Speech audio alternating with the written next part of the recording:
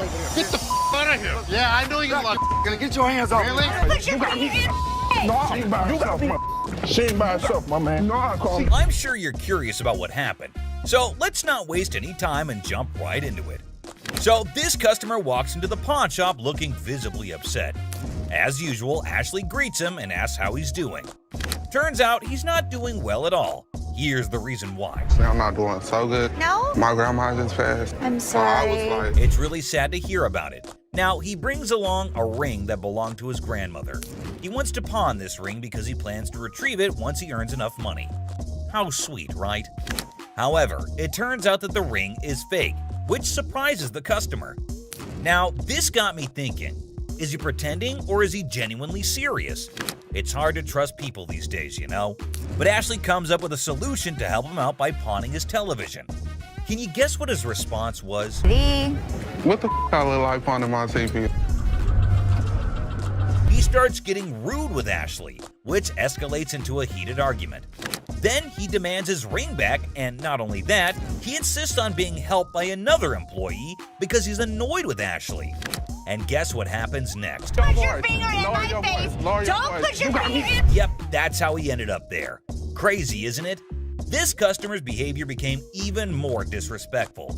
Just to prove that Ashley was completely wrong and useless, that's when, as you saw, the big guy steps in and knocks him down. But he continues to yell and curse at her. Eventually, Byron forcefully removes him from the shop. You got me up. No, let's go.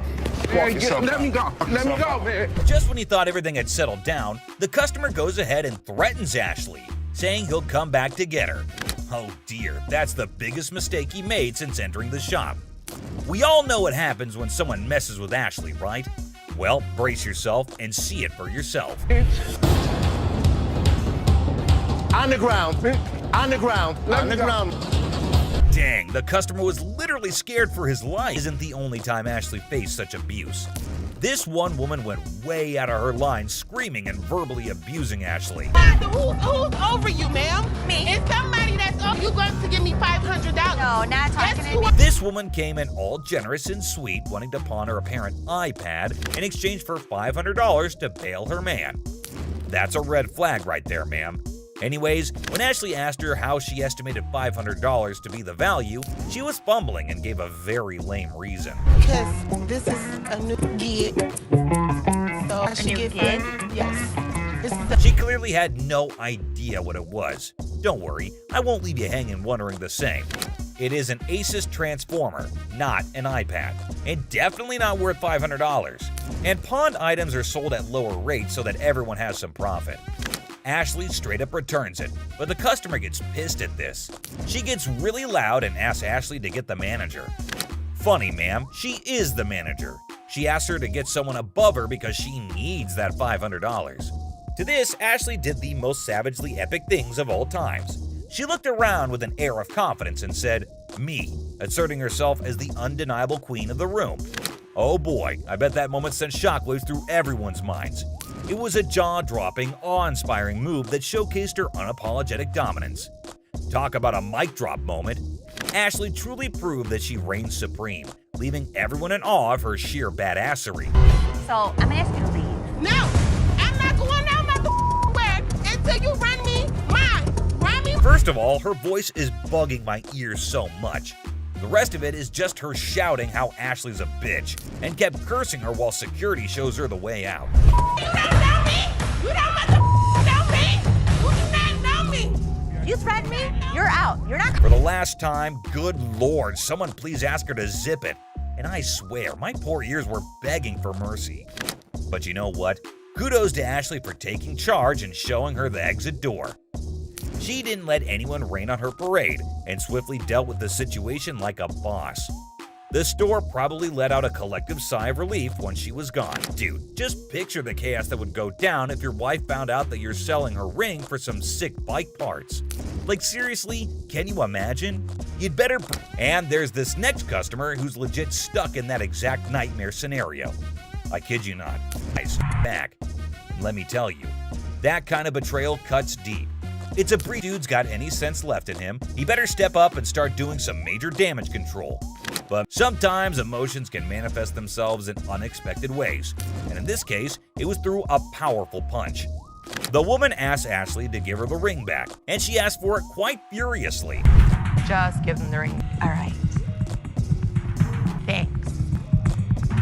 Okay, hold up. Let's get the facts straight here. What Ashley did wasn't some mean girl behavior, alright? She was just trying to get some clarity, you know? She wanted the dude who brought in the item to speak up, but damn, he was in no position to do that at the moment. Well, he kinda deserves it. I hope he makes better decisions in the future. This customer came in to pay off the interest on an item she's pawned earlier, even though it was way past the due date. How are you? I don't know. I'm about to see. Okay, so you want to pay off your interest today? Yeah. From how snappy she was being, it was only natural she'd eventually end up on Ashley's bad side. I owe. Okay, you owe $50.60. How much? $50.60. Where the that come from? The moment Ashley told her how much she owed, she went on a very huge rant in a fit of rage. I owe $50 for Actually, my ass. I didn't know somebody that age knew so many swear words. Like, it was just, wow. She's speaking so fast that it's really tough to understand what she's trying to say at all. It's like nobody understands the words coming out of her mouth. Getting riled up and screaming spooks me out. Okay, well, let's catch up again. Spook that job. Yes, spook that job. What can I say? Ashley tried to be as patient as possible with her, which is a first if you're new to the show. It's called Yiddish. What the is a giddy? Yiddish with a Y. Well, I understand that either. I understand Ethiopian. How about that? The customer would eventually wear her patience thin with her obnoxious attitude. You can pay off your interest. Actually, you have three. You can pay off your First interest. it was one. First it was two. Now it's three. Can you please make up your damn mind and tell me what the I gotta do? Just like she's always done, Ashley decided to screech her answers back in an attempt to match your energy, since her previous attempts didn't really get very far. Okay, then go pay $50.60 and come back when Where you the want to. is your boss at? I'm the boss. Now what? Looking a bit worse for wear, this customer brought in a set of fur coats. I'm good. How are you? Well, actually, I got bills to pay. I'm trying to get rid of some things. So how much money do you need? I need about $415. So $415? Even without being a professional, it's pretty clear to see that these coats are not made from real fur, to speak less of being made of lamb. This isn't lamb. That is lamb. That's not lamb. What is that then? That's lamb, honey. That's not real fur. I'm not gonna take that. There's no way she's gonna be walking away with what she thought she would, or anything at all for that matter. This is Ashley that we're talking about, and she hasn't taken a fancy to even one of the coats. I'll take this one. $40. Who? $40. 4D? Are you serious? No, you're not serious. She was trying to milk as much as she could off of that one deal, but Ashley is dead set on her offer. Okay, give me $80. Come on. I can't. Sure you can.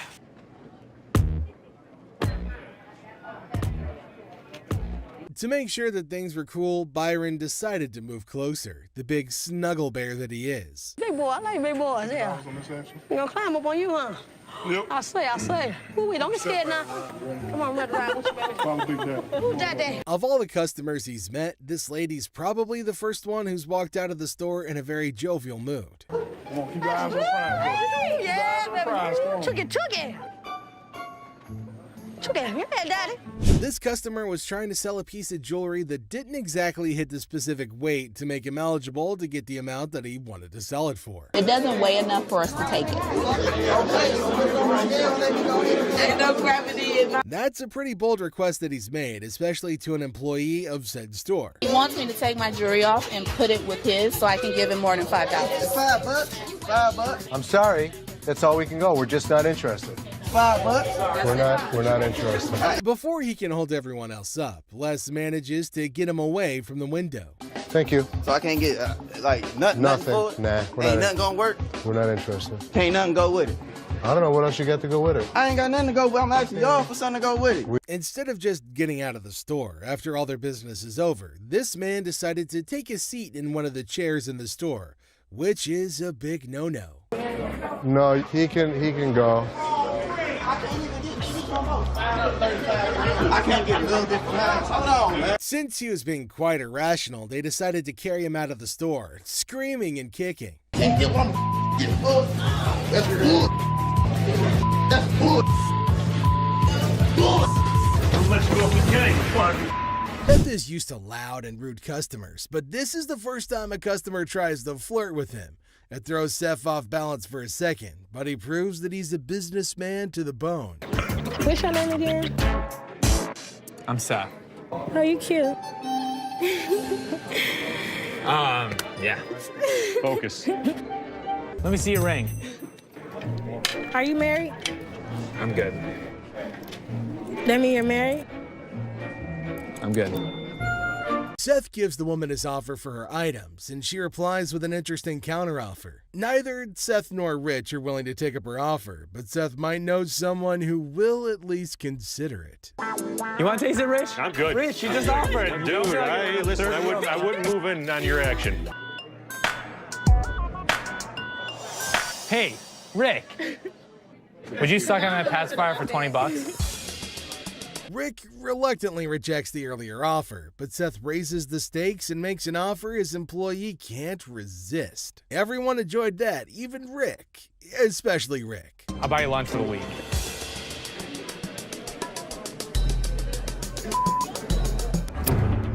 Ready?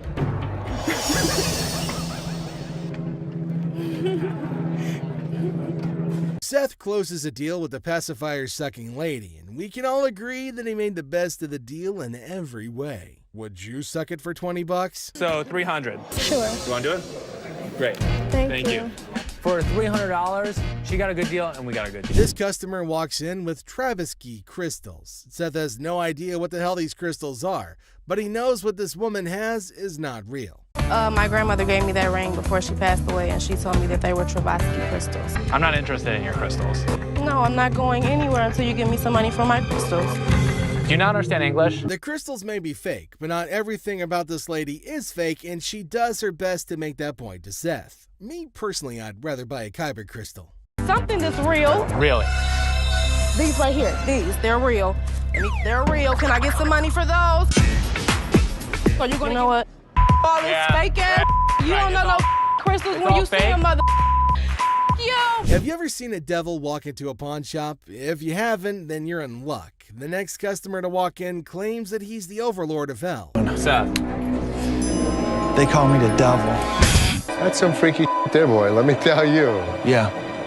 Yeah, he was a devil. Sure he was. Les doesn't care if this man is a 2,000-year-old fallen angel. The pawn shop owner is going to make a deal with the devil if he can make some profit from it. How long did it take you to get all these tattoos? Probably 2,000 years. How old are you? 2,500 years old. Tell me what you give me. The merchandise is worth scrap value. I could have gotten $650 for this stuff. I take $650. I can't give it to you.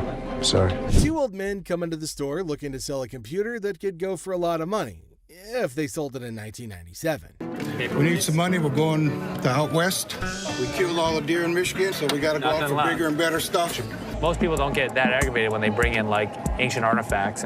Yeah, people collect these. Oh, they're antiques now. Both men don't want to leave without any money, but one look at security changes their mind. But that doesn't stop them from stringing along a list of profanities at Les and Seth. Zero. How many times do I need to tell you? We're not interested in. Leave the store. I'm not taking it. Store.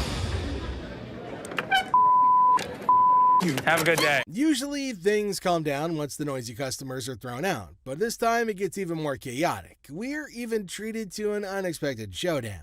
I did not drop it on accident, man. I didn't break it. I thought it was you, man. Oh, that's good. Two men come into the store and make the weirdest purchases. While Les is happy to make sales, his curiosity gets the better of him. You certainly won't believe what these men want with these items. I was looking at the chainsaws over here. We have chainsaws. Can you make us a deal on both of them? Sure I can. So what's all this stuff for? Home defense. What? Is that what The you put around zombie your yard? apocalypse is coming. Where other people see weird men, Les sees dollar bills. The veteran pawn shop owner goes into full salesman mode and makes even more profit from the hardcore zombie killers. Zombie apocalypse, but you know what? As long as they were buying, I'll listen to any bull they have to throw at me. Thank you very much. I'll have my guys write you up. I think we got a pretty good zombie kit today. Got us some chainsaws. You know what, Rich? You, get out of the store. Now we've got this British lady who started kicking up a fuss over what she considers an overpriced coat. Sorry, lady. My name is Ashley. Okay, Ashley, lady, how much? 400. Come on. How much?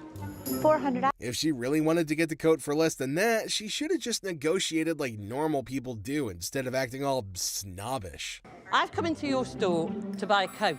I ain't come in this store for you to rip me off.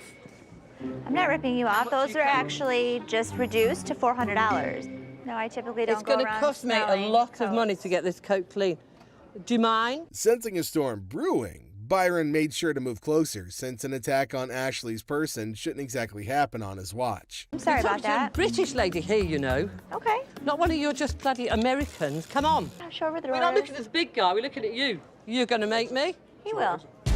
I don't think so. Nice to meet you. How you doing? Pleasure. If she knew she wanted to be treated the right way, then she should have headed over to a more sophisticated store. But that's only if she can even afford it. Have a good day. I'm not interested in your $200. Goodbye, lady. Goodbye, lady. I don't need to call security. You don't need to call them. What you gonna do? If he directed the aggression towards the real party that hurt him, maybe he wouldn't have had to make attempts to get packed out of the place in the first place. I think, honest, have a nice day.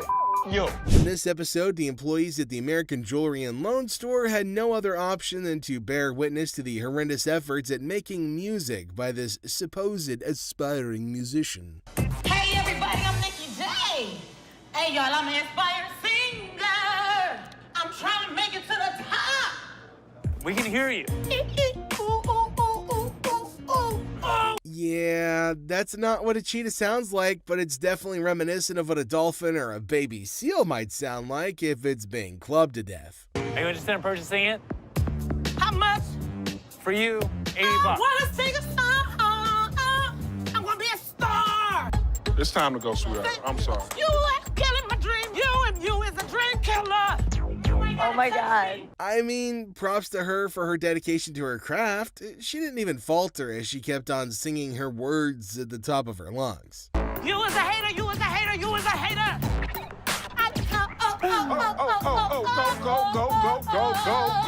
Go home. After giving her the precious attention that she was craving, they eventually got bored and decided not to humor her anymore. No. Pull off. Want to? Man. Come back here. You want to? This customer tried to push a coffee machine he was trying to sell but was in the worst condition ever, claiming that it's brand new. Bro, this is brand new, man. It's 40 bucks. I just need to go get a hotel, man. So it's brand new, right? Yeah, man, Okay. $40. Just give me 25, man. Brand new, still wrapped up in... The audacity to even claim it's brand new with the state it's in, that's just pretty crazy. He must have taken Seth for a fool. I mean, look at it.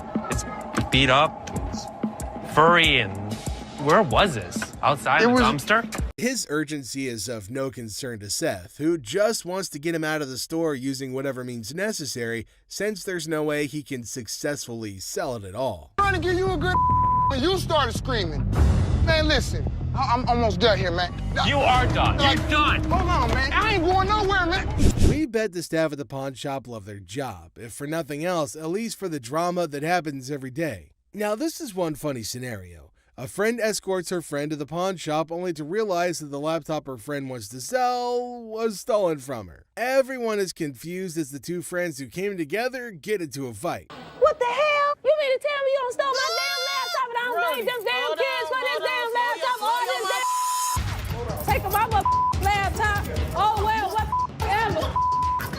I think that these women were fighting. Now, these women are causing a scene, but they don't care at all. At least the fight's not against the staff of the pawn shop, so Les isn't bothered at all. Just when Les was about to hear the full gist, the friend who successfully got her laptop back came back for a rematch.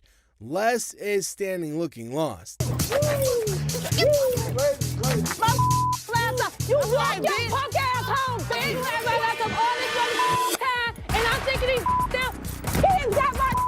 The funniest part of it is that the friend who threw things missed them all. She could steal her friend's laptop, but she can't even throw a can at a target? Now, on second thought, this lady's audacity is pretty insane.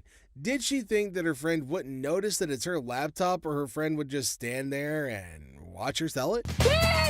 I think that these women were fighting over a laptop. You know what? We ain't even friends no motherfucking more. You don't come to my house. At least they weren't yelling at us. Little bony ass bitch. Walk home. Get money, bitch. Walk home. Walk home. A man walks in with a unique Native American artifact, and Seth loves it. Things go south when the seller uses Ashley's joke on her. Now, Ashley doesn't like it, and Seth isn't helping matters either. The problem is that Ashley is too emotional to be a businesswoman sometimes. So, the pawn shop loses an artifact because of an innocent joke that was even apologized for. And to think that Ashley started it makes it even more ridiculous. How you doing? Got a few Native American artifacts here for you. This is a tomahawk right here. This is the War Club. Resembles you, doesn't it? It's closer to you. It is, right? It's the same color hair. $90? No, actually, I'm not interested. He was rude, Seth. He was just joking.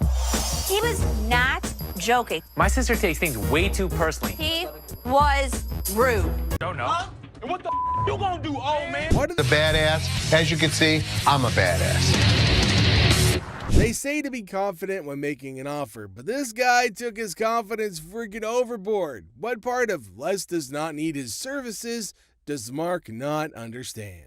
Do you have a company now that does any of your, watches your lot or anything like that, takes any of the cars out? We do. Okay, how's that working out for you? It's working out great. I'd like the opportunity to maybe go over some paperwork with you. We don't have that problem because we have fences around the building. Well, we've done a couple other business around here. I don't think you're understanding what I'm saying. This is gonna be our business as well. No, it's definitely not going to be. I'm not interested. You old Here's man, the way you it's and you gonna guys work. are running this sale right here at Here's this the way night it's now. going to work, sir. You can leave nicely. Disrespecting Ashley. This man is on the hunt through the shop, spotting a bedcom table. He's got a plan for some store-wide spotlight drama. Look what he has to say. This is a sex table, baby, right? Couch. Fresh in a new city? The furniture hunt's on. And guess where you score budget-friendly items? Yep, the pawn shop.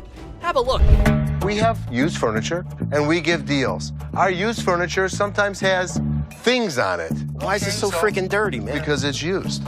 That's why it's $397.77. Really? Well, I only got $200.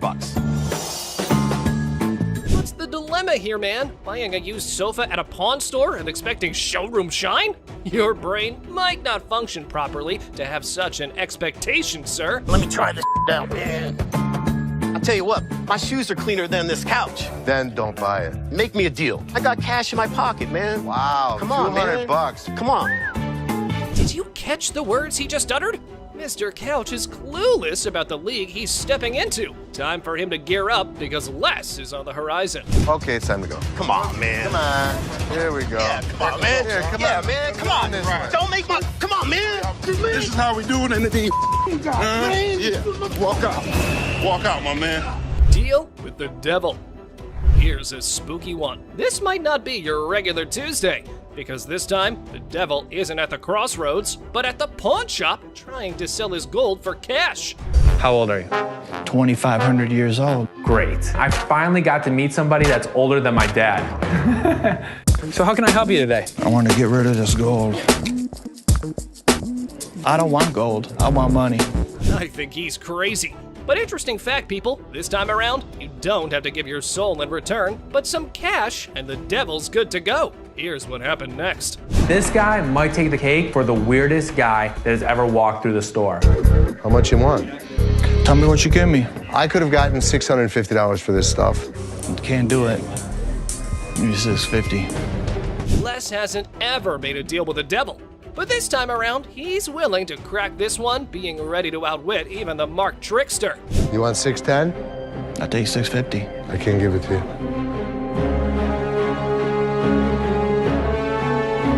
I guess we don't have a deal. Watch your punk ass up, but you ain't getting my motherfucking car. I got my laptop home. I ain't leaving this bitch till you give me my money. I need my time to go. I need a laptop. This has happened before. I'm waiting for 20 minutes and Roddy doesn't show up to get this laptop, like if he's on break or if he's gone. The manager that I asked didn't come get the laptop, so I'll just... Leslie decides to fire Justin since his actions breached his trust. You broke my trust. And because of that, Justin, you're fired. I don't know if Justin did steal anything, but you can't have people that you don't trust. This attends to a very strange customer who walks into the shop with an imaginary companion. A man walks into the shop with hopes of trading in his faulty phone for another. Hey, what's up, dog? How you doing? I just got this phone that I bought here like 2-3 days ago, and that... Did you download a camera function? No, it clearly got a camera. Why would I have to download it? Just asking. The customer reveals he didn't bring a receipt with him. A very fatal mistake. Receipt? Just get me enough. That's all I'm asking for. As soon as you give me that receipt, I can see what I can do for you. So Clearly, I have you to tell need to you fix this that or... without the receipt, there's nothing I can do for you. And getting... Somebody. Rich tries to turn the man away. However, he remains unrelenting. Let's go. Yeah, you did, cuz.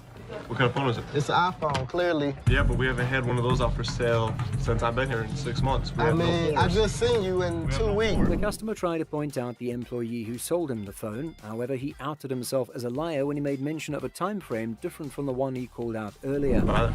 Yes, I clearly did. Thank you very much. I appreciate you coming on over here. You can go back to selling that computer. No, hold on. No. Don't touch him and let him go. Man, you and your mohawk, shut the hell up. My mohawk doesn't talk. I talked to the manager or somebody. The goatee is the manager, and he's telling you to either give me a receipt or get the hell. Without any evidence to back the man's claim, Rich asks him to take his leave. These phones right here, what about that one right there? Did that one work? Pull the things up over your ears a little because you clearly can't hear me. There, it's off. Phone work. It's a simple question. Does phone work? You know what? Can you go show him how it works? Take a picture out in the parking lot. Having had enough of his rude countenance, Rich asks for help in kicking the man out. Okay, just don't touch me then. I'm gonna be back. I'm coming for my money. Clear? Send me a picture of the receipt from your phone. The man and his girlfriend meet Seth with the hopes of making a trade. He told me he spent $1,000. They're not real. They're not real. No. The man tries to stop his girlfriend from trading in the earrings he got for her so he can... The woman accuses Ashley of selling a fake item to her. Hi. How you doing? Good, how are you? I asked for a chinchilla scarf. Yeah. And you sold me a rabbit. This is like chinchilla to you. How much did you spend? Do you remember that? I know I spent the grip. Grip. Ashley tries to get a handle on the situation at hand. Okay. How do you know it's rabbit? I guess my girl told me. She threw it back at me and told me this ain't chinchilla, this is rabbit. After the customer revealed how she came to the conclusion that the item was a fake, Ashley denies having sold the item to her. I didn't sell you this. You sold me this. Do you have your receipt? I don't have a receipt. It's in your... The receipt's in my... To confirm if she really bought the item from the shop, Ashley asks for a receipt. However, the woman maintains a confrontational stance. You sold me this for real. I ain't leaving here until I get money back. That is Bub's money right there. Ashley could only stare in shock as the woman put out her argument. Yes. Look at it. It's flat through there. Look at that. Ain't nothing chinchilla about it. I want my money now. Take that home if you want to. But I want my money, that's all. That was nice on you. Well, Byron tried to escort the woman out of the shop before the situation got worse. man, I spent your money up for this bit. Why you so violent, girl? Go on up out of here. Try to be nice to you. Now you're gonna leave it? You wear that. Two ladies walk into the shop, heading over to the redemption section of the shop to reclaim a ring they'd allegedly bought. The employee attending noticed something wrong with the pawn ticket they brought in immediately. Say something. The ticket is a counterfeit ticket. No, not Les decides to head over to confront the woman who had taken to harassing his employee when she failed to bounce. I wanna hear it! I can get loud just like you and make a scene if you want. Or you can act like a lady. The customer is always right. It's time to go. I'm yours. I want to see you walk outside. Come on. Rude customers making unreasonable demands. Pretty violent women who can't keep their hands to themselves, and silly delusional customers who are more trouble than ever. These are the times the staff at the American Jewelry and Loan have had to deal with Karens. First up is this customer who came in hoping to get her son a gift. Hi, how you doing today? I'm good today. I wanted to find something nice for my son. But she must be demented, since she kept on claiming she dropped a phone on the display case when she clearly didn't. Where the hell is my phone? Something wrong? Yeah, my phone. I just let my... Did you take my phone? Take your phone. Things went even further south when she decided to accuse the lady standing right beside her of being a thief. Don't touch me, yo. You better get off because I Get the manager. You Don't touch me. When it devolved into a true scuffle, Karen had no other option than to kick the two out before they could cause even more of a disturbance. Yo, y'all better get this lady because I ain't got nothing, please, yo. listen, This is crazy. Crazy. I'm out of here, yo. Through her clearly demented act, the lady managed to chase away a potential customer. Nobody don't got time for this, yo. Get this old ass lady. You better get my phone. You better mind your damn business. Man, go check your car. Quit beating up on that girl. The psycho lady was even ready to lay hands on her cane, to be precise on Karen, and she would have too if Byron the Bear wasn't there to put a stop to her shenanigans. You don't walk away with nothing. Just walk. Yeah, all right. Man, don't hurt nobody. And watch how you use that cane. Shut the hell up. You got grandkids?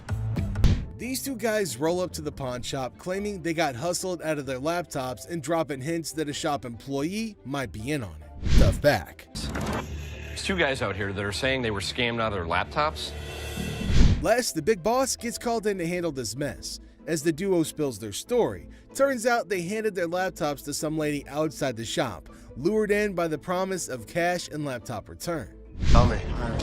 She pawned 2 of our laptops, and she told us she was gonna give us the money and the laptops back because she knew somebody. Les is legit shocked. These guys expecting help after a sketchy deal? Nah, no way. You can see it on his face. Neither. Okay, wait, you pawned something? Yeah, she had the ticket. When did you pawn it? Today. Now the guys want Les to switch the ticket for the laptops, but Les is playing detective. He's like, when did this supposed pawn deal go down?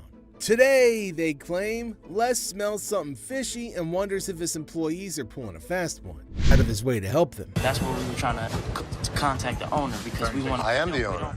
I was just trying to switch the ticket so she can't have them. Can, it's in her name. Legally, Les says the laptops belong to the lady. He can't just hand them over. The guys are desperate, suggesting a name switch on the ticket, but Les is like, nah, those laptops are technically hers. I wanted to know if I can't do it because, according to law, they belong to her, not you. Oh my God, Sal. You just. Okay, so Les is in the mood. If they can ID the employee involved, he'll hand back their computers. They leave, but they can't deliver, depending whoever the employee is. If you can find out which one of my employees, you give me the guy's name, I'll give you the computers. Find me out what I need to know, I can make magic happen. Les, a pawn shop pro, suggests they hit up the cops and file a report. Guys are desperate, try to negotiate, but Les shuts down any rule bending. Every transaction we did today is still accounted for, so it's here. All you guys need to do is fill out a police report, and we can handle it that way. Les shuts down any notion of bending the rules, highlighting that their laptops belong to the lady. Any way I can just switch the name. No, because they're in her name. They technically belong to her. And they don't belong to her. Les makes it clear they're not getting their stuff back without paying for it. If any of that. Inside job, and once we figured it out, we came back and trying to tell you. No, that's not the way it went. That's not the way it went. The way it went was, you pawn your laptops to this pawn shop. Les drops the truth bomb. No laptops without paying. It's a lesson on greed. Here's the way it works. Nobody gets out of pawn without paying for it, and nothing goes out the back door. The boy still thought whole table, but out of nowhere, he switches to R-rated mode, throwing around some colorful language. Let me lay on this mother. This is a sex table? Damn, I'll get some on this mother boy. Come on, Ashley, man. Les isn't having any of it. Bitch, that's who I've been screaming for. Come here. Get your ass over and shut up. He's like, Ashley, we need backup. Shut this down. Now it's getting wild. Dude is on a bed. Les steps in and drops the truth bomb.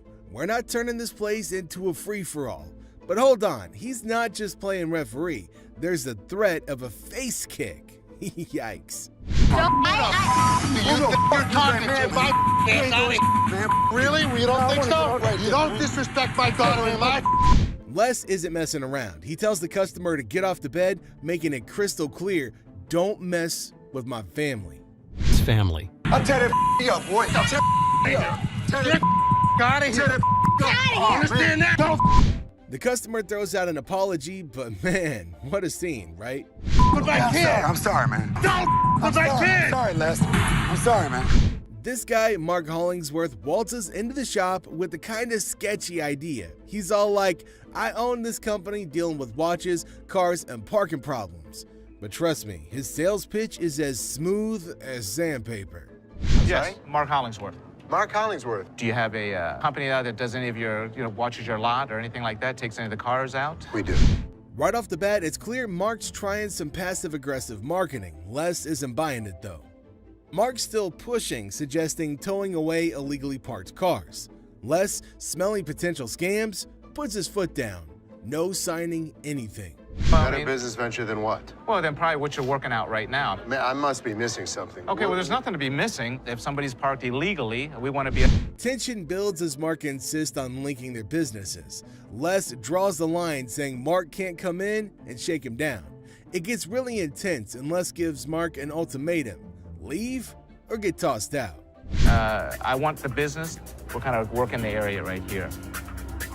What does that mean? Well, I'm going to give you some... Les, not one to back down, successfully kicks Mark out.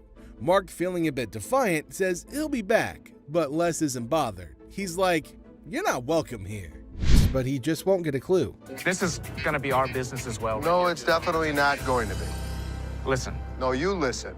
You are not coming into my business and trying... Very nice way to promote a business. Right here, Here's the way it's going to work, sir. You can leave nicely, or we can throw your ass out. I tried coming Nobody in comes in here shaking me down. Do you understand that? Les has got grit and refuses to fall for dodgy deals.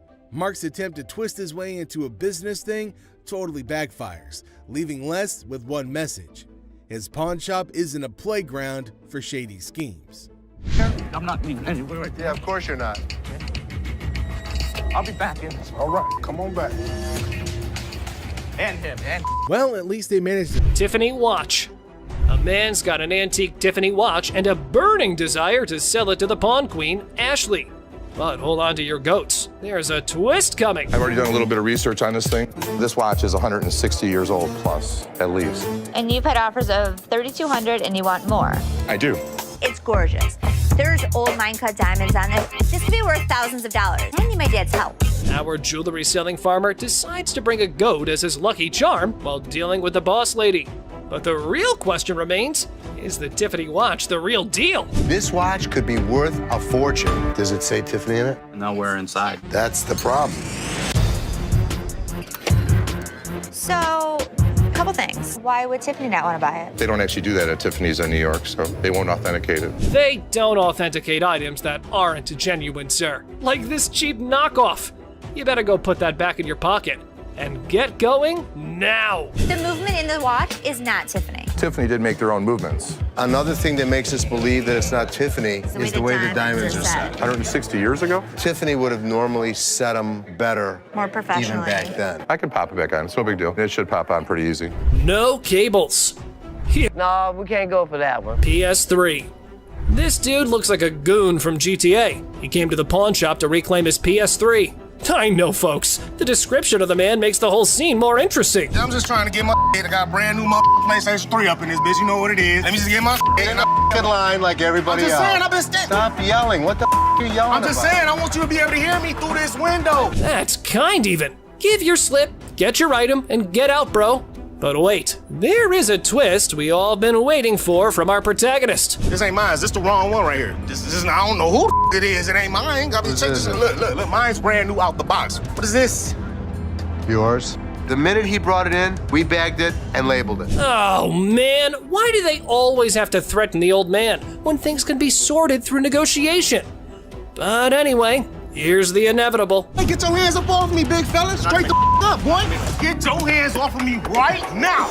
I swear to God, if y'all don't give me my PlayStation, I'll call 30 goons up here right now. Call them. I'll call 30, 40 goons up here right now. Today we've got Seth bringing in something that's blowing everyone's mind. And boy, is he in for a shock.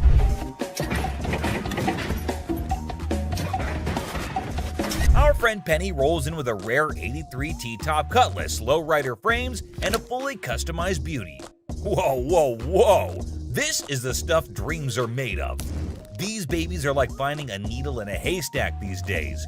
and you can see Seth's eyes light up with excitement. Easy there, Seth, don't get too carried away. We see all types of old cars come through the store. Does it do the four-wheel hop? It could if you wanted it to. This amazing car is decked out with 4 switches and can hop up to 72 inches in the front. And guess what? If you're up for it, it can even do a 4-wheel hop. Talk about a versatile ride. If you wanted it to, it's equipped to. But it's very rare we see a tricked out car that actually jumps off the ground. This car is the real deal, folks. It's got all the bells and whistles you could imagine. How often do you come across a fully equipped ride like this? Seth can't help but admit that it's incredibly rare to see a car that's not only fully customized, but can also jump off the ground. He can't resist showing off, telling us about the car's 4 hydraulic pumps and a whopping 14 deep cycle batteries. More batteries mean more power, right? Seth and his buddy can't resist the temptation to hop in and experience it firsthand.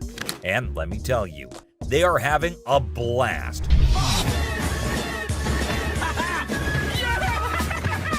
Now, Seth really wants this car, but he wants it at the right price. Penny, on the other hand, is hoping to fetch $12,000 for it. Will Seth bite the bullet and make the deal? Well, here's the twist. How about $4 grand? Seth is only willing to dish out $4 grand for it. Whoa, talk about a huge drop. You can see the disappointment on Penny's face. He explains that he spent $4 grand just on the paint job alone. After some negotiation, Penny agrees to settle for $10 grand. But Seth tries to push it further, offering $7,000. You know he wants it. It's very rare we see a tricked out car that actually jumps off the... Penny, being the wise guy he is, doesn't take the deal. In the end, they part ways on good terms. Well, folks, let's hope Penny finds another buyer who's willing to meet his price for this fully customized car. It's always a thrill to see unique items like this in the pawn shop. And who knows what will come through those doors next. Stay tuned for more pawn shop adventures. But here comes another gem-filled day at Les's Pawn Shop. We have a woman who's brought in some stones she discovered at her late grandmother's house. Her goal? To gather enough cash to cover her dear grandma's funeral expenses. Poor thing, she's not quite sure about the value of these stones and is expecting to receive a modest sum for them. Younger. How much did you want for these? Anything would help, like $50 or $100. Enter Ashley, who wants to assist but has serious doubts about the authenticity of these gems. Who knows what other surprises await us in the future? Stay tuned, folks, because the adventure at Les's Pawn Shop is far from over. Hold on to your seats because this next guy is about to unleash some of the rarest goodies on the market. 5, 6. Brace yourselves, space geeks, because this is gonna blow your mind. So this guy rolls up with a bunch of crates, and let me tell you, the anticipation is real. Got a couple things. I have some Star Trek things, and I also have things from NASA. He's got some seriously cool stuff from the Star Trek universe, and even NASA. I mean, come on, that's pretty awesome. It's clear that this dude is a space enthusiast through and through, and his collection is off the charts. Honestly, it's a total flex. Like, seriously, you gotta take a look at this thing. This is all the kind of stuff that you're into. Now, here's the kicker. Ashley confesses that she and her brother aren't exactly die-hard Star Trek fans. But guess what? Every time they get anything Star Trek related in their shop, it flies off the shelves. I'm not a Trekkie girl, my brother's not a Trekkie guy, but when we get Star Trek stuff in here, it flies off. Talk about a lucky break, huh? This guy managed to gather all these valuable items from various Star Trek conventions across the country, thanks to his gig as a truck driver. Talk about dedication to the cause. But wait, it gets even better. He pulls out this kit from Paramount Studios, which is a seriously impressive piece in his collection. To give to radio station to run ads for the show. And it's an authentic set that was sent to a TV executive when Deep Space Nine first hit the screens. Now that's some next level stuff right there. You can't help but appreciate the sheer coolness of it all. Here's the catch though. All this awesomeness comes at a price, and Seth, our shop owner, is taken aback by the asking price. This was $1,000? Yes. Wow. $1,000? Yes. Why? Why is that so Because much? it's custom built and it all lights up and works. The guy wants a whopping $1,200 for everything, unless ever the savvy negotiator tries to bring it down to $700. It seems like a stalemate, but fear not, because Ashley steps in with her clever thinking. After some intense back and forth, Ashley manages to strike a deal. 7, 800. She works her magic and secures all these incredible items for just $800. Can you believe it? Talk about a happy ending. Everyone walks away satisfied. The customer gets a fair price, and our shop owners have some killer new additions to their inventory. Who knew that a truck driver with a passion for Star Trek could bring so much excitement to our little shop? It just goes to show you never know what surprises are waiting around the corner. I kid you not. This next guy just pulled up with a true gem. Checker taxi cab. I don't know about the original miles. Meter still. Can you even fathom it? It's none other than a 1982 checkered cab. Whoa, now that's what I call antique. Take a gander at this beauty. It's in remarkable condition. It's evident that the owner showered this car with lots of love and care. Kudos to him. Did you call for a cab? Did you call for a cab? Now, hold on to your hats because there's more to this story. Our daring duo, Les and Seth, decided to peek under the hood. Lo and behold, their jaws dropped. Look at that thing purr. Don't you lose money because you get there quicker? And it all goes... The engine looks splendid, almost brand new. How cool is that? But wait, there's a fascinating tidbit about this cab. Back in the day, they used to write the rates right on the taxi door itself. Talk about genius! This way, the rates were fixed, making it easier to attract customers. It's a shame we don't see this kind of thoughtful detail nowadays. The door. Did you see the rates on the door? Yeah, I did. The shut up one is one I like. And guess what? This car enthusiast doesn't just have one of these incredible cabs, but a whopping total of 4. 4, my friends! And out of all his prized possessions, he decided to part ways with one and sell it to this very pawn shop. As long as the price is right and it's in good condition, we can make a profit. Boy, oh boy, Les and Seth should count their lucky stars. Now brace yourselves for the asking price. This customer is seeking a jaw-dropping $10,000. Can you believe it? Les, being the inquisitive one, questions the reason behind such a hefty sum for what seems to be a mere antique car. Sensibly, Seth suggests that the customer take the car for a spin, just to ensure everything is running smoothly. Perhaps then they'll be able to negotiate a fair price. Good thinking, Seth.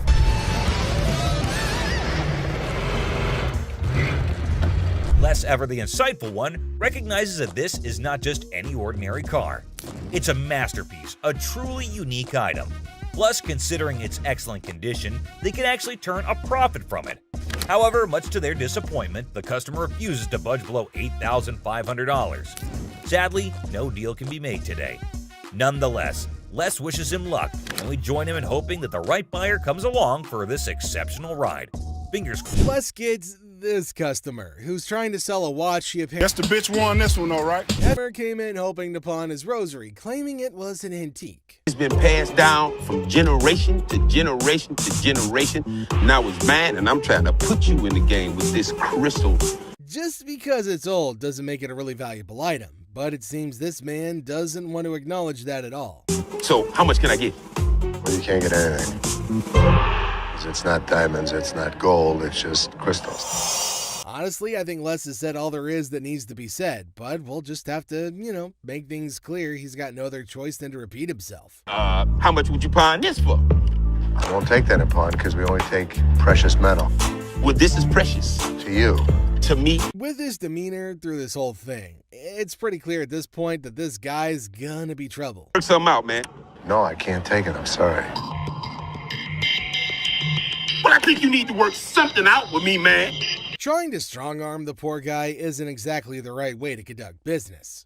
Tell him it's antique, man. Nope, it's not antique, bro. I don't want to talk. Me and you. No deal. Deal. No deal. He's been introduced to the antique expert. Now it's time for the antique expert to introduce him to the door once again. I'm gonna talk about it on the way out the door. Hey, hold on, man. Hold on, brother. Hold on, man. Hold on. I can leave on my own. Hey. This customer came in to pay off the interest on an item she's pawned earlier, even though it was way past the due date. How are you? I don't know. I'm about to see. Okay, so you want to pay off your interest today? Yeah. From how snappy she was being, it was only natural she'd eventually end up on Ashley's bad side. I owe. Okay, you owe $50.60. How much? $50.60. Where the that come from? The moment Ashley told her how much she owed, she went on a very huge rant in a fit of rage. I owe $50 for Actually, my ass. I didn't know somebody that age knew so many swear words. Like, it was just, wow. She's speaking so fast that it's really tough to understand what she's trying to say at all. It's like nobody understands the words coming out of her mouth. Getting riled up and screaming spooks me out. Okay, well, let's catch up again. Spook that job. Yes, spook that job. What can I say? Ashley tried to be as patient as possible with her, which is a first if you're new to the show. It's called Yiddish. What the is a Yiddish? Yiddish with a Y. Well, I understand that either. I understand Ethiopian. How about that? The customer would eventually wear her patience thin with her obnoxious attitude. You can pay after interest. Actually, you have 3. You can pay after First interest. it was 1. First it was 2. Now it's 3. Can you please make up your damn mind and tell me what the I gotta do? Just like she's always done, Ashley decided to screech her answers back in an attempt to match your energy, since her previous attempts didn't really get very far. Okay, then go pay $50.60 and come back when you Where want the is your boss at? I'm the boss. Now what? Looking a bit worse for wear, this customer brought in a set of fur coats. I'm good. How are you? Well, actually, I got bills to pay. I'm trying to get rid of some things. So how much money do you need? I need about $415. So $415? Even without being a professional, it's pretty clear to see that these coats are not made from real fur, to speak less of being made of lamb. This isn't lamb. That is lamb. That's not lamb. What is that then? That's lamb, honey. That's not real fur.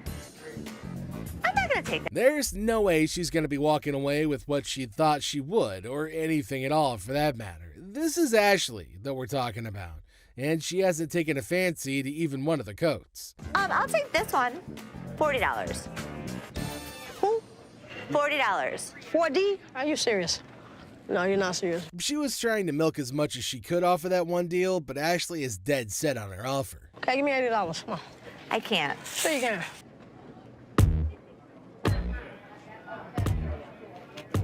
To make sure that things were cool, Byron decided to move closer, the big snuggle bear that he is. Big boy, I like big boys, yeah. You gonna climb up on you, huh? Yep. I say. Ooh, wait, don't get scared now. Come on, Red Ride with you, baby. Who's that there? Of all the customers he's met, this lady's probably the first one who's walked out of the store in a very jovial mood. Come on, keep your eyes on Prime. Yeah, baby. Took it. Yeah, daddy. This customer was trying to sell a piece of jewelry that didn't exactly hit the specific weight to make him eligible to get the amount that he wanted to sell it for. It doesn't weigh enough for us to take it. Ain't no gravity in my... That's a pretty bold request that he's made, especially to an employee of said store. He wants me to take my jewelry off and put it with his so I can give him more than $5. $5. I'm sorry. That's all we can go. We're just not interested. $5. We're not interested. Before he can hold everyone else up, Les manages to get him away from the window. Thank you. So I can't get, nothing Nothing. for it? Nah, Ain't nothing gonna work? We're not interested. Ain't nothing go with it. I don't know what else you got to go with it. I ain't got nothing to go with. I'm asking y'all for something to go with it. Instead of just getting out of the store after all their business is over, this man decided to take a seat in one of the chairs in the store, which is a big no-no. No, he can go. I can't get a little bit from that. Hold on, man. Since he was being quite irrational, they decided to carry him out of the store, screaming and kicking. Can't get what I'm getting for. That's bull. That's bull. You looking at mother? Get the off me. Hey, what the you look? I need my $20. $100. No, mama, calm down. You won't believe how much this customer did when he couldn't take in the truth. Get the out of here, man. Get the out of here. Why are you standing behind me? It's a bright and sunny day at the pawn shop, but hold on to your hats because we're in for a wild ride. This cool and laid-back Albanian dude strolls in with a bunch of ancient comic books. When I say cool, I mean it. Like, look at this. Les. Ganti, how you doing? What's your name? Ganti. Genti? Yeah. Where are you from? He's got dollar signs in his eyes, thinking they're worth a fortune. But is he in for a surprise or what? Les and Ashley, the shop owners, give them their usual warm welcome. The customer proudly showcases his prized comics, claiming they're from the groovy 70s and in mint condition. He's even bold enough to demand a whopping $2,000 for the lot. What? They are shocked. How much did you want for him? I was looking around 2,000, man. $2,000. But our savvy Ashley ain't falling for it. She spots the bent corners and unimpressive preservation, grilling the customer about their sorry state. Poor fella, he's speechless. Didn't see that coming, did he? Do you see the edges? That's just one of them. Come on. No, actually, that's all. Ashley cuts straight to the chase and offers a jaw-dropping $5 for the entire stack. Yep, you heard it right. A gigantic drop from his lofty $2,000 expectation. Naturally, our customer isn't happy with the lowball and tries to haggle. But kudos to Ashley and Les. They hold their ground, eventually nudging the price up to a massive $6. Come on, you guys, just work with me a little bit. Give me something, you know what I mean? 6? And that's when things go from zero to chaos. Our previously calm customer suddenly loses it, accusing the shop of playing mind games. Leslie tries to calm him down, reassuring him they're not joking around. But no, he won't take their word for it. He insists on verifying the authenticity of the comics, and Ashley's response takes him to new levels of shock. From the 1970s. So am I. I don't go where you. Oh boy, buckle up, because it's all downhill from here. The customer starts swearing up a storm, slamming the table like a man possessed. He's convinced he's being duped, and boy is he fuming. Like you're playing me right now, because I know this is worth way more than $6. The situation gets so out of hand that a burly bodyguard has to step in and escort him out. But wait, there's more. Right before leaving, he pulls a move that really ticks off another customer. Talk about adding fuel to the fire. Get the off me. Hey, what the you look? Come here. Next thing you know, we're witnessing an impromptu street brawl right inside the shop. These two customers throw punches like they're in a heavyweight championship match. And let me tell you, it's a hilarious sight to behold. Someone fuck me. You little bitch. Eventually, the bodyguards swoop in like superheroes and drag both fighters out. Man, talk about a show. After the dust settles, our Albanian friend tries to save face with a final quip. I'm Albanian, baby! Well, my friend, you've certainly lived up to that fiery reputation of yours. What a roller coaster of a pawn shop experience, folks. Next up, just another regular day at the pawn shop. People coming and going. Some happy, some not so much.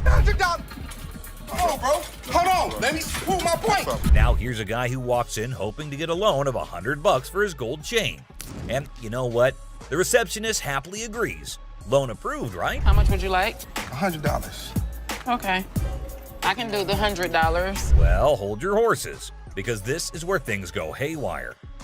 This customer seems all polite and even hands over his ID for verification. But then he brings up this 20% business, as it's written on the sign right there. The receptionist is completely lost, and the customer starts explaining how he should get 20% added to the $100 loan, making it $120. Put my 20%, right? What 20%, sir? The sign right here say I get 20%. But the poor receptionist has no clue what he's talking about. Politeness goes out the window, folks. The man's anger instantly flares up when he realizes the receptionist is clueless.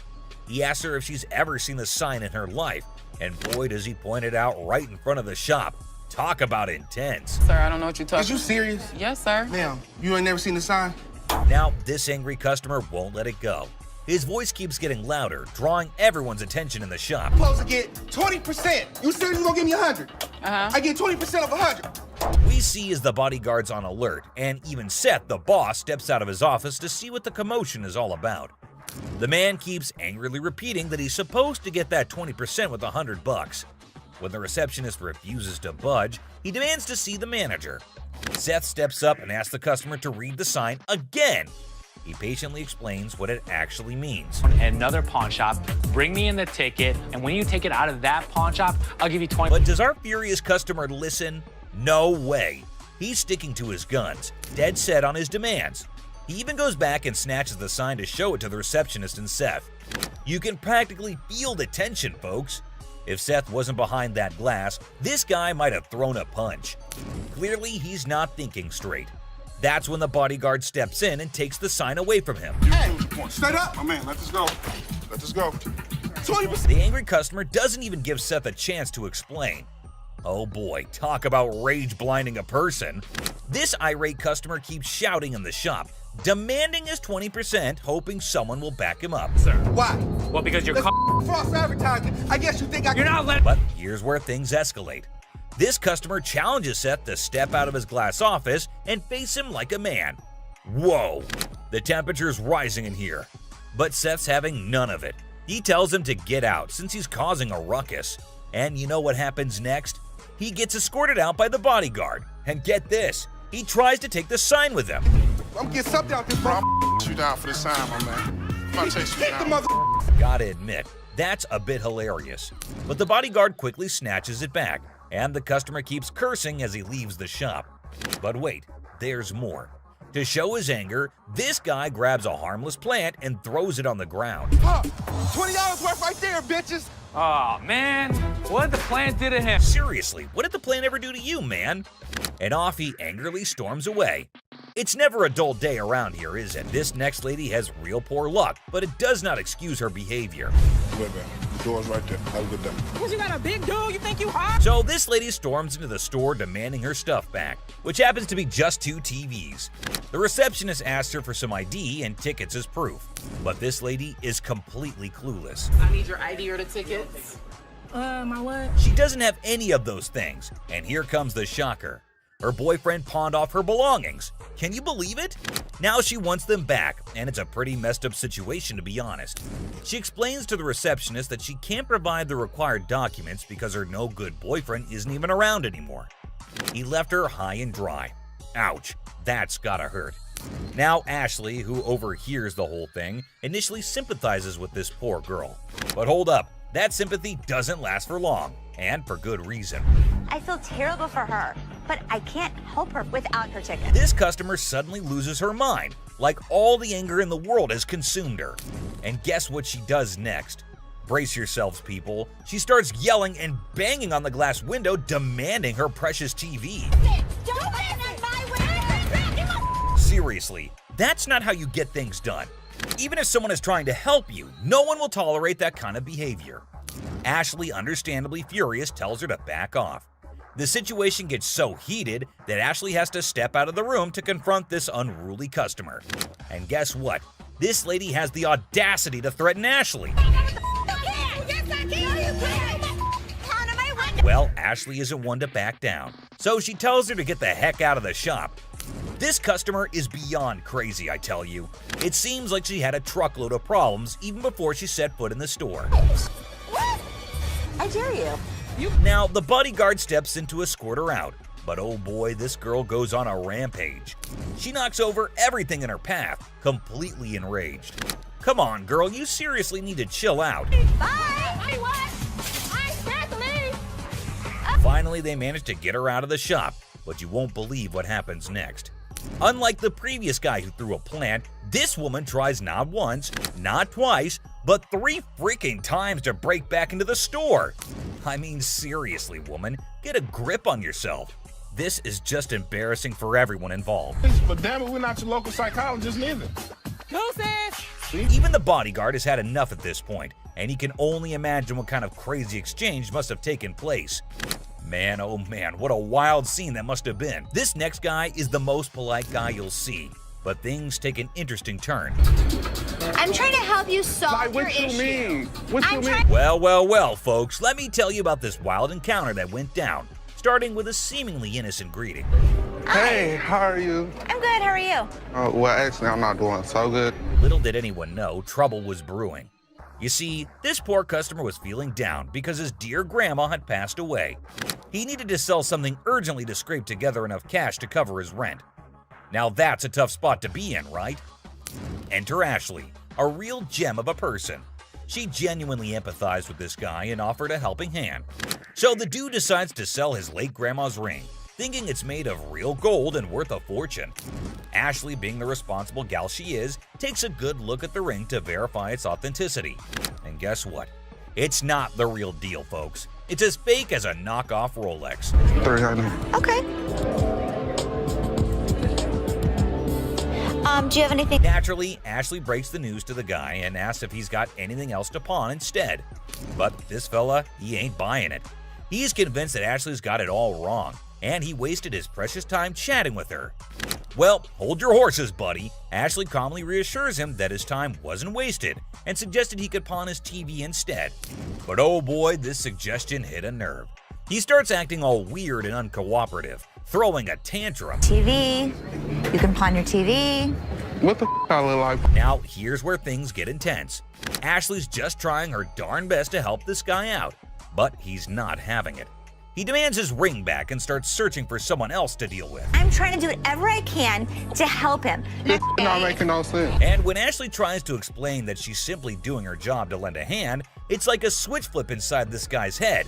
He goes ballistic, questioning Ashley's every move and acting all erratic. It's honestly a bit scary, folks.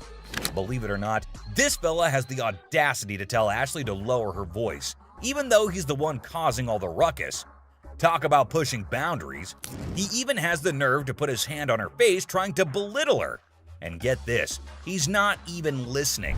Lower your voice. Lower your voice. Lower your voice. Lower your voice. He's busy with his threats, making Ashley's job even harder. But our girl Ashley, bless her heart, stands her ground like a champ. But wait for it, folks. Here comes the jaw-dropping twist. Out of nowhere, a hero emerges. My face.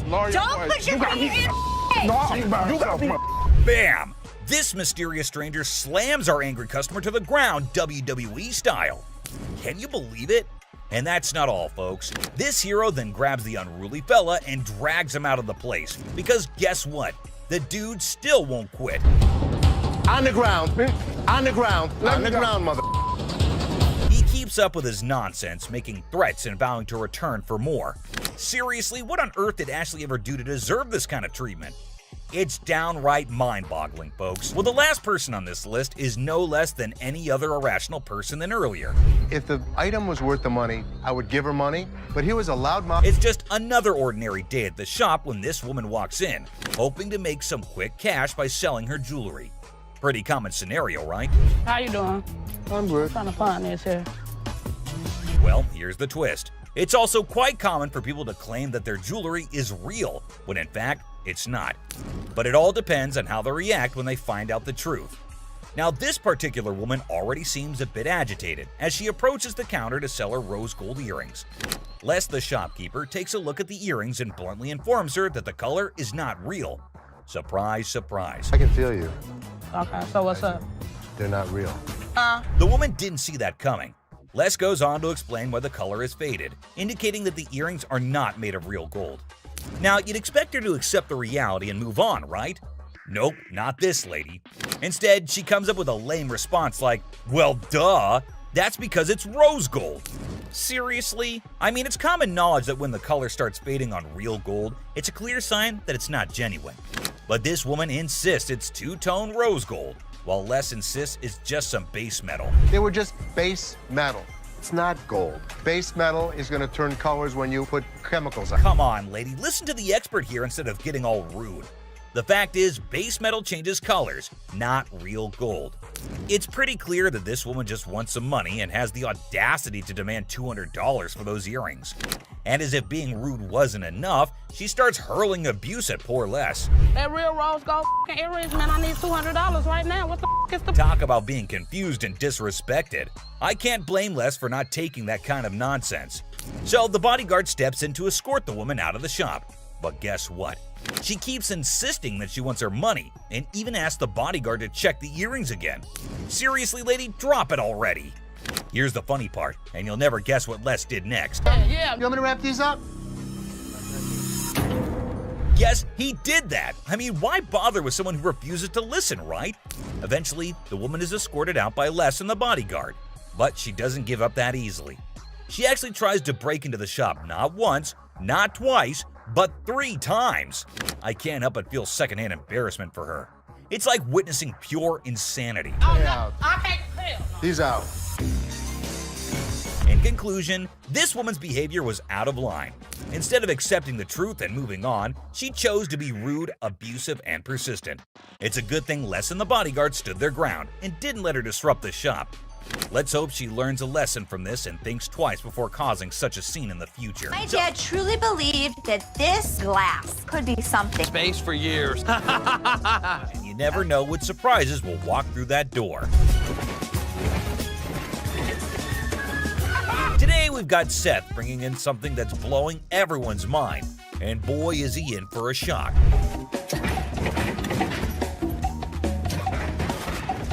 Our friend Penny rolls in with a rare 83 T-top Cutlass, lowrider frames, and a fully customized beauty.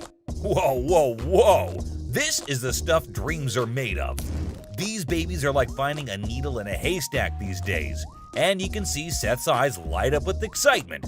Easy there, Seth, don't get too carried away. We see all types of old cars come through the store. Does it do the four-wheel hop? It could if you wanted it to. This amazing car is decked out with 4 switches and can hop up to 72 inches in the front. And guess what? If you're up for it, it can even do a 4-wheel hop. Talk about a versatile ride. If you wanted it to, it's equipped to. But it's very rare we see a tricked out car that actually jumps off the ground. This car is the real deal, folks. It's got all the bells and whistles you could imagine.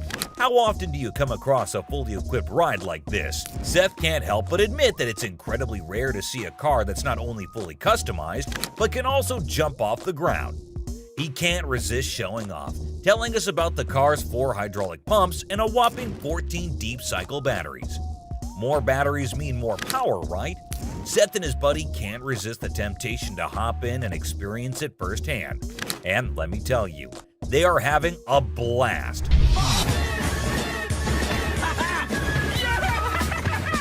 Now, Seth really wants this car, but he wants it at the right price. Penny, on the other hand, is hoping to fetch $12,000 for it. Will Seth bite the bullet and make the deal? Well, here's the twist. How about $4,000? Seth is only willing to dish out $4,000 for it. Whoa, talk about a huge drop. You can see the disappointment on Penny's face. He explains that he spent $4,000 just on the paint job alone. After some negotiation, Penny agrees to settle for $10,000. But Seth tries to push it further, offering $7,000. You know he wants it. It's very rare we see a tricked out car that actually jumps off the ground. Penny, being the wise guy he is, doesn't take the deal. In the end, they part ways on good terms. Well, folks, let's hope Penny finds another buyer who's willing to meet his price for this fully customized car. It's always a thrill to see unique items like this in the pawn shop. And who knows what will come through those doors next. Stay tuned for more pawn shop adventures. But here comes another gem-filled day at Les's Pawn Shop. It's a waste of time, Dad. You'll see. We have a woman who's brought in some stones she discovered at her late grandmother's house. Her goal? To gather enough cash to cover her dear grandma's funeral expenses. Poor thing, she's not quite sure about the value of these stones and is expecting to receive a modest sum for them. Younger. How much did you want for these? Anything would help, like $50 or $100. Enter Ashley, who wants to assist but has serious doubts about the authenticity of these gems. On the other hand, Les is a big softie who sees potential in these stones and wants to help the woman out. Why? It's a waste of time. This could be costume jewelry. Yeah, it could be, but I think some of these are... Now, Ashley isn't on board with Les's plan. Talk about family drama. She's doing her best to convince Les that this is a complete waste of time. But Les has something up his sleeve. He's arranged for a gem expert to come in and assess whether the stones are genuine or not. And let me tell you, what unfolds next is nothing short of astonishing. Brace yourselves, folks. Holy... Oh my God. These stones turn out to be the real deal. Crystal's life is about to take a major turn. All the stones, except for one, turn out to be plain old glass. But that one stone, oh boy, it's a game changer. It's a rare Burmese ruby worth a whopping $10,000. Les's hunch was spot on, and boy does it pay off. So we'll be able to give you $10,000. Crystal can hardly believe her luck. She's ecstatic and still pinching herself to make sure it's real. And you know what? Les deserves a round of applause for his intuition and faith in those stones. Well done, Les. It just goes to show that sometimes you can stumble upon hidden treasures in the most unexpected places. Crystal's journey from uncertainty to a life-changing discovery is a testament to the unpredictable nature of the pawn shop world. Who knows what other surprises await us in the future? Stay tuned, folks, because the adventure at Les's Pawn Shop is far from over. Hold on to your seats because this next guy is about to unleash some of the rarest goodies on the market. 5, 6. Brace yourselves, space geeks, because this is gonna blow your mind. So this guy rolls up with a bunch of crates, and let me tell you, the anticipation is real. Got a couple things. I have some Star Trek things, and I also have things from NASA. He's got some seriously cool stuff from the Star Trek universe, and even NASA. I mean, come on, that's pretty awesome. It's clear that this dude is a space enthusiast through and through, and his collection is off the charts. Honestly, it's a total flex. Like seriously, you gotta take a look at this thing. This is all the kind of stuff that you're into. Now, here's the kicker. Ashley confesses that she and her brother aren't exactly die-hard Star Trek fans. But guess what? Every time they get anything Star Trek related in their shop, it flies off the shelves. I'm not a Trekkie girl, my brother's not a Trekkie guy, but when we get Star Trek stuff in here, it flies off. Talk about a lucky break, huh? This guy managed to gather all these valuable items from various Star Trek conventions across the country, thanks to his gig as a truck driver. Talk about dedication to the cause. But wait, it gets even better. He pulls out this kit from Paramount Studios, which is a seriously impressive piece in his collection. To give to radio station to run ads for the show. And it's an authentic set that was sent to a TV executive when Deep Space Nine first hit the screens. Now that's some next level stuff right there. You can't help but appreciate the sheer coolness of it all. Here's the catch though. All this awesomeness comes at a price, and Seth, our shop owner, is taken aback by the asking price. This was $1,000? Yes. Wow. $1,000? Yes. Why? Why is that so Because much? it's custom built and it all lights up and works. The guy wants a whopping $1,200 for everything, unless ever the savvy negotiator tries to bring it down to $700. It seems like a stalemate, but fear not, because Ashley steps in with her clever thinking. After some intense back and forth, Ashley manages to strike a deal. $7,800. She works her magic and secures all these incredible items for just $800. Can you believe it? Talk about a happy ending. Everyone walks away satisfied. The customer gets a fair price, and our shop owners have some killer new additions to their inventory. Who knew that a truck driver with a passion for Star Trek could bring so much excitement to our little shop? It just goes to show you never know what surprises are waiting around the corner. I kid you not. This next guy just pulled up with a true gem. Checker taxi cab. I don't know about the original miles. Meter still. Can you even fathom it? It's none other than a 1982 checkered cab. Whoa, now that's what I call antique. Take a gander at this beauty. It's in remarkable condition. It's evident that the owner showered this car with lots of love and care. Kudos to him. Did you call for a cab? Did you call for a cab? Now, hold on to your hats because there's more to this story. Our daring duo, Les and Seth, decided to peek under the hood. Lo and behold, their jaws dropped. Look at that thing purr. Don't you lose money because you get there quicker? And it all goes... The engine looks splendid, almost brand new. How cool is that? But wait, there's a fascinating tidbit about this cab. Back in the day, they used to write the rates right on the taxi door itself. Talk about genius. This way, the rates were fixed, making it easier to attract customers. It's a shame we don't see this kind of thoughtful detail nowadays. The door. Did you see the rates on the door? Yeah, I did. The shut up one is one I like. And guess what? This car enthusiast doesn't just have one of these incredible cabs, but a whopping total of 4. 4, my friends! And out of all his prized possessions, he decided to part ways with one and sell it to this very pawn shop. As long as the price is right and it's in good condition, we can make a profit. Boy, oh boy, Les and Seth should count their lucky stars. Now brace yourselves for the asking price. This customer is seeking a jaw-dropping $10,000. Can you believe it? Les, being the inquisitive one, questions the reason behind such a hefty sum for what seems to be a mere antique car. Sensibly, Seth suggests that the customer take the car for a spin, just to ensure everything is running smoothly. Perhaps then they'll be able to negotiate a fair price. Good thinking, Seth.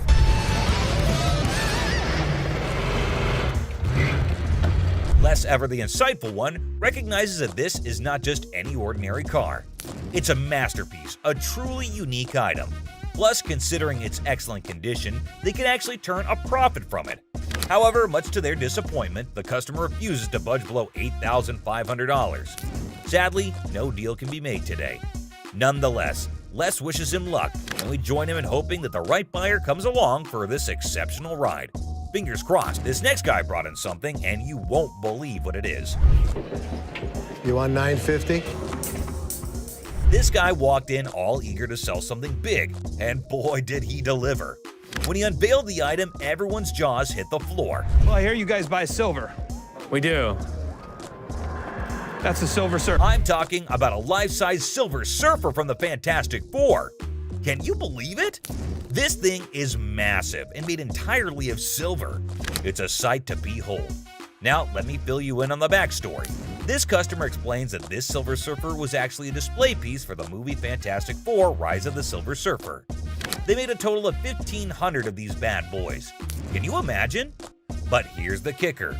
Is it actually silver? This is literally just a regular mannequin and plywood. The customer reveals that this is just a regular mannequin covered in a vacuum metal plastic wrap. He actually got it from a movie theater where he used to advertise. And get this, he owns his own comic book store. I advertise that, and I own a comic book store. I said, and that's how he managed to convince the set designer to let him take it home. And the next day, it was proudly displayed in his shop for the next 5 years. Talk about a cool collector's item. Now hold on to your seats, because things are about to get interesting. This guy is asking for a whopping $2,000 for the Silver Surfer. And let me tell you, he seems pretty darn adamant about it. Like, take a look at this. I want $2,000 for it. Why? Ashley, always the one to ask the tough questions, wonders why it's priced so high. The customer confidently explains that outline. It's actually valued at $3,000, and he wants a fair price for it. Oh, and here's a fun fact for you. The Silver Surfer was actually voted one of the top 50 most recognizable comic book heroes in America. Pretty cool, huh? Ashley, being the shrewd businesswoman she is, gives the customer a reality check. She offers him a lesser amount for it, stating that it's the best she can do. But the customer stands his ground and refuses to go below $1,000. That's quite a gap to bridge. To buy this from you for $500.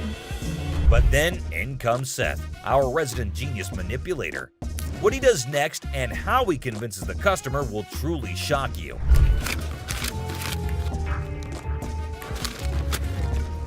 Yes, did you see that? He slyly takes out the money, slaps it on the desk right in front of the customer, and presents him with a take it or leave it offer of $900. The tension is palpable. What do you think this man will do? Take it or leave it. It's clear that he's holding out for a higher price. Hey, sometimes you gotta stick to your guns. Well, after giving it some serious thought, the customer ultimately did decide this. It's a pleasure. We're gonna go surfing on home. See you later. And walked away from the deal. But wait, there's more. You think Les will let him walk away like this? Les has something up his sleeve, and he does this. Where I want it. If you're gonna walk for $50, you're gonna back it back up, you're gonna take it back. Well, after mulling it over, the customer finally caved in and agreed to Les's offer. That's the kind of influence Les has, folks. Somehow, people just can't resist his charm. Now, with everyone on the same page, they can all happily move forward. It's smooth sailing from here on out. You know what? I never liked you as. I literally... She ain't by herself, my man. No, I call me. I'm sure you're curious about what happened, so let's not waste any time and jump right into it. So this customer walks into the pawn shop looking visibly upset. As usual, Ashley greets him and asks how he's doing. Turns out he's not doing well at all. Here's the reason why. I'm not doing so good. No? My grandma just passed. I'm sorry. It's really sad to hear about it. Now, he brings along a ring that belonged to his grandmother. He wants to pawn this ring because he plans to retrieve it once he earns enough money. How sweet, right? However, it turns out that the ring is fake, which surprises the customer. Now, this got me thinking. Is he pretending or is he genuinely serious? It's hard to trust people these days, you know?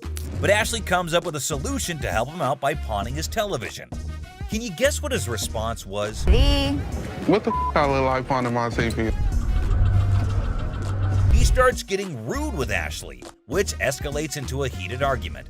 Then he demands his ring back, and not only that, he insists on being helped by another employee because he's annoyed with Ashley. And guess what happens next? Put your finger in my face! Don't put your finger in... Yep, that's how he ended up there. Crazy, isn't it? This customer's behavior became even more disrespectful. Just to prove that Ashley was completely wrong and useless, that's when, as you saw, the big guy steps in and knocks him down. but he continues to yell and curse at her. Eventually, Byron forcefully removes him from the shop. You got me up. No, let's go. Man, let me go. Let me go, man. Just when he thought everything had settled down, the customer goes ahead and threatens Ashley, saying he'll come back to get her. Oh dear, that's the biggest mistake he made since entering the shop. We all know what happens when someone messes with Ashley, right? Well, brace yourself and see it for yourself. On the ground. On the ground. On the ground. Dang, the customer was literally scared for his life. Next up, it was just another normal day at this famous pawn shop called American Jewelry and Loan, located right in the heart of Detroit, USA.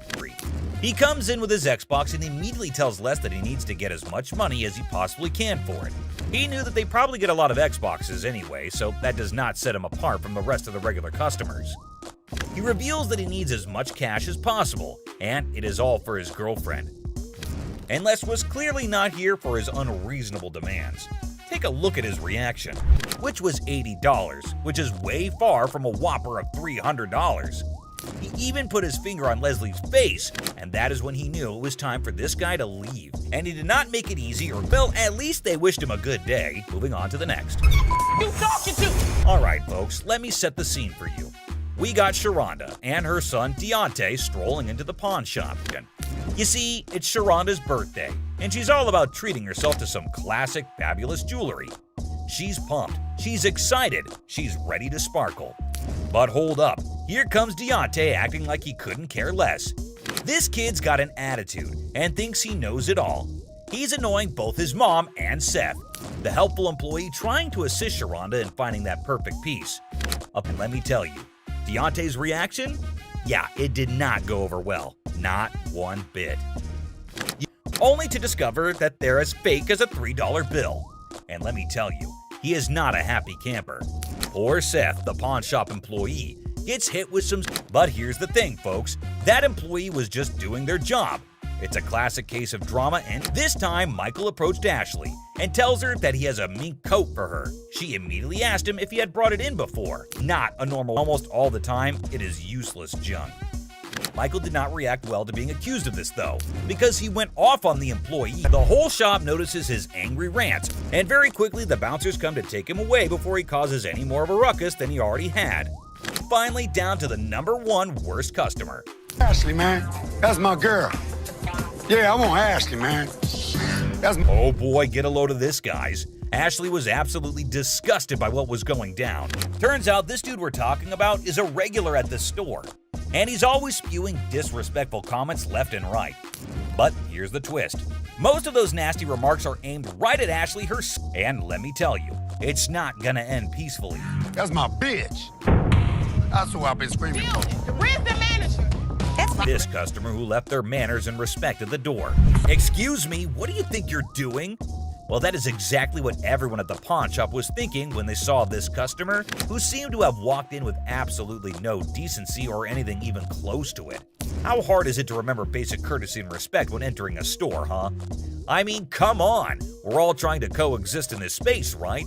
It's not rocket science to treat others with kindness and consideration. Completely unacceptable. Fortunately, it seems like the tides turned swiftly, and he finally realized the gravity of his despicable actions.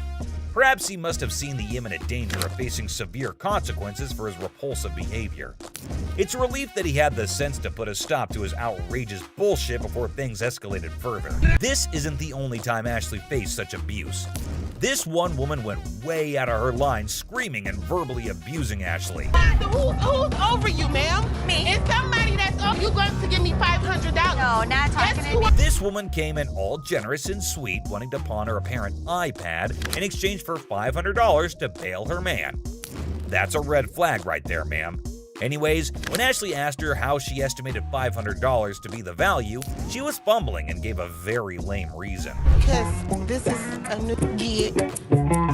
So I should give her, yes. She clearly had no idea what it was. Don't worry, I won't leave you hanging wondering the same.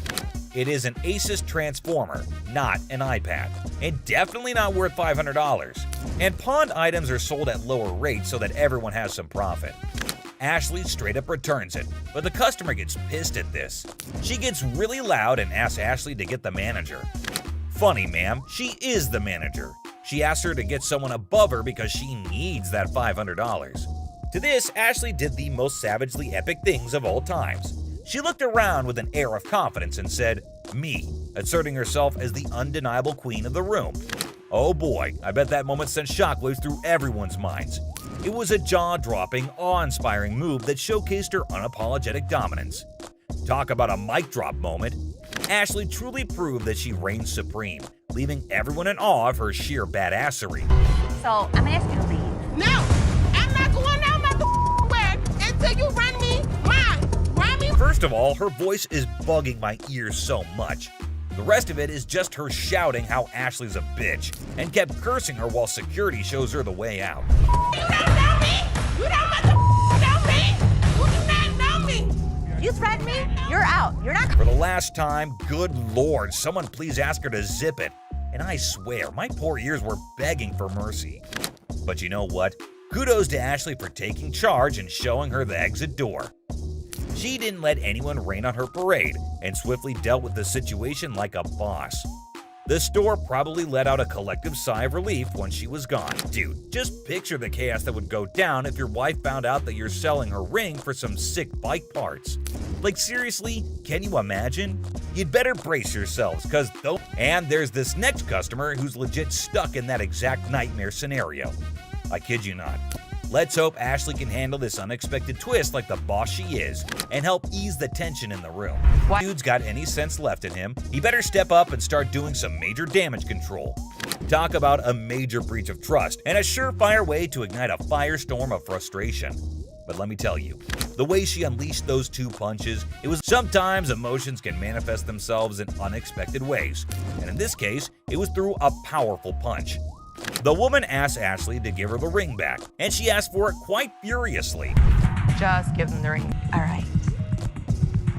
Thanks. Okay, hold up. Let's get the facts straight here. What Ashley did wasn't some mean girl behavior, alright? She was just trying to get some clarity, you know?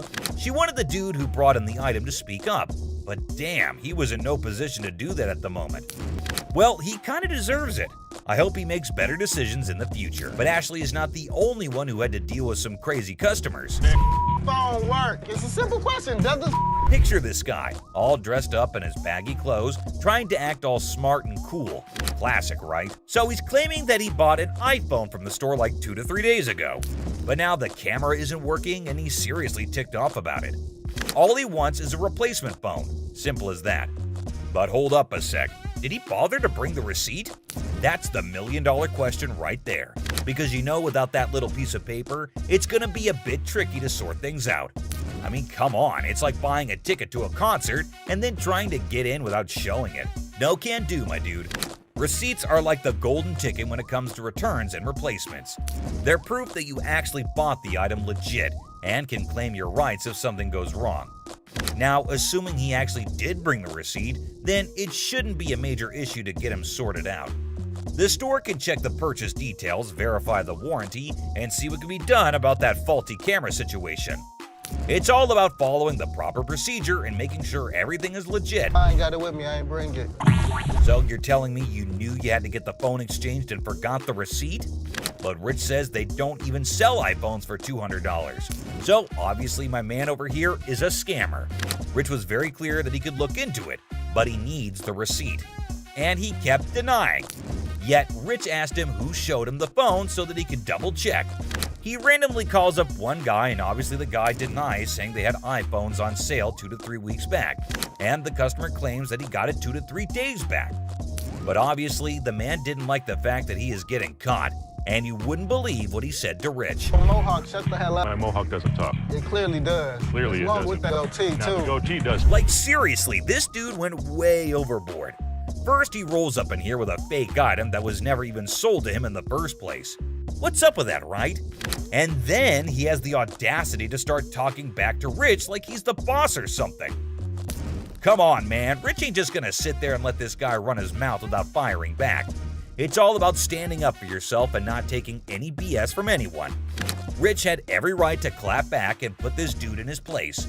I mean, it's crazy how some people think they can just waltz in and cause a scene without any consequences. But nah, that's not how it works here. Okay, did that one work? Pull the things up over your ears a little because you clearly can't. No way, dude. Even while Big Joe was escorting him out, this guy had the nerve to keep shouting at Rich, trying to prove his point. Talk about audacity on another level. I mean, seriously, when you're already in a situation where you're being shown the door, you'd think common sense would kick in, and you just leave quietly. But no, not this guy. He just couldn't resist the urge to keep arguing and making a scene. It's like he thought he could still somehow win the argument or get his way by raising his voice. But let's be real here. Shouting isn't gonna magically make your point more valid. It's all about having a civilized conversation and respecting the boundaries. But man, I can only imagine the frustration and annoyance Rich must have felt having to bear all that unnecessary noise. Send me a picture of the receipt from your phone. Damn, my man Rich definitely got that one stitch on his head for a long, long time. You better be lucky I can't beat your man. Today, a real gem walked through those doors. This guy, I kid you not, strolls in without a single thing in his hands. The suspense is killing me. What on earth could he be after? Brace yourselves, because this one's about to blow your mind. So a guy comes in asking to tattoo their logo and get paid for it? Now, I won't sugarcoat it. This idea might come off as a tad bit idiotic, but hey, different strokes for different folks, am I right? I don't think that this guy was thinking through this. My dad wouldn't get it done. So why the would this guy get it done? Guess what? Ashley ain't exactly blown away by this whole thing and finds it pretty dumb if you ask me. Just when you start thinking he's all about giving props to the shop, it turns out he couldn't care less. You got any tattoos underneath? Holy moly. This dude means serious business, I tell ya. Brace yourself for the mind-boggling price he's demanding for that tattoo. Well, I'm looking in the range for about $1,000. $1,000. Yes. He is so crazy for that. Now we're in a bit of a pickle trying to figure out who the real idiot is, him or Les. I mean, this guy is practically selling himself here. Come on, Les, get your act together, buddy. He's gonna have a new tattoo. Wait, you wear a shirt, so you'd be covering it up. No, I wouldn't be covering up. I'd walk around. But here's the moment of truth. Did they strike a deal? Drum roll. Nope, not a chance. This dude wasn't willing to budge below $500 for the tattoo, which kind of makes sense, I guess. But Les wasn't about to cough up more than $250. $250. Do it. So hey, at least you didn't end up with that dumb tattoo, am I right? Now get ready for this next woman, cause it's about to get interesting. So this lady is trying to make some money by selling these coats to cover her bills.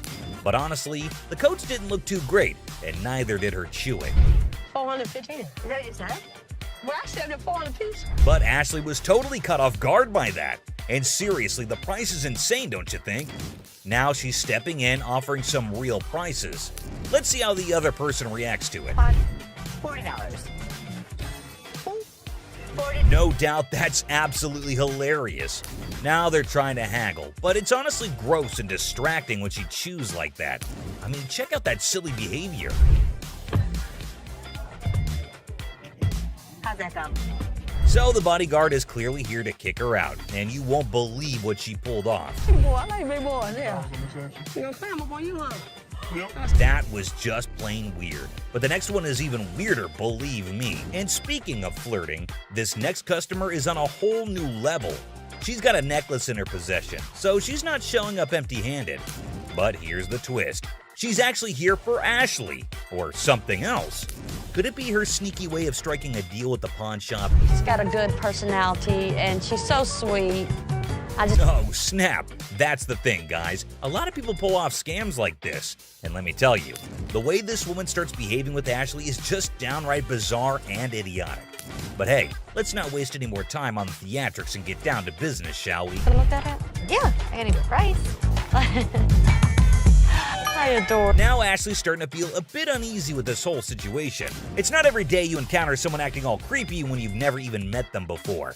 And here's the kicker. This woman insists she's been here before. But wait till you hear what the system records actually reveal. And trust me, it's gonna be a shocker. I look her up in the system. She's never been here, right? I can't find her. Well, well, well. Are we really surprised here? This woman just can't seem to stop flirting with Ashley. But what really concerns him is her dishonesty. And And let me tell you, her response to it is nothing short of idiotic, yet undeniably hilarious.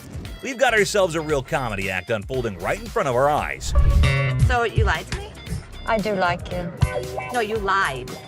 Now, I can't help but wonder if she was just playing her cards to seal the deal, or if she genuinely had a thing for Ashley. Either way, she managed to strike a deal, and now she's out of Ashley's hair. Mission accomplished, I suppose, now back at the pawn shop. And this time, we have a surprise because we've got a whole cast of characters in here today. Check out this lady starting off all cheerful and friendly, saying hi to the folks at the front desk. But out of nowhere, she does a complete 180 and turns ice cold. What's her deal? Ringo. You lost this ring. This lady is all like, I totally came by here last month, I swear. But guess what? The computer ain't lying, my friends. The receptionist straight up told her that her precious ring is nowhere to be found. And you know what? It's on her. If she really cared about that ring, she should have shown up way sooner to claim it, but she didn't, so tough luck, I guess. You didn't bring it last month. You brought it 4 months ago. Now this lady is totally losing her marbles, you know? I mean, it's kind of dumb if you ask me. She should have just remembered where she left her stuff, but no. Instead, she's going off like some chatty old grandma, non-stop yapping about it. Give me my motherfucking ring and let me see a manager in this bitch. I'll get you a manager in this bitch. Oh boy, we've got a real character on our hands here. This lady just won't accept any responsibility, I tell ya. Hey lady, newsflash. It's your job to remember, not his.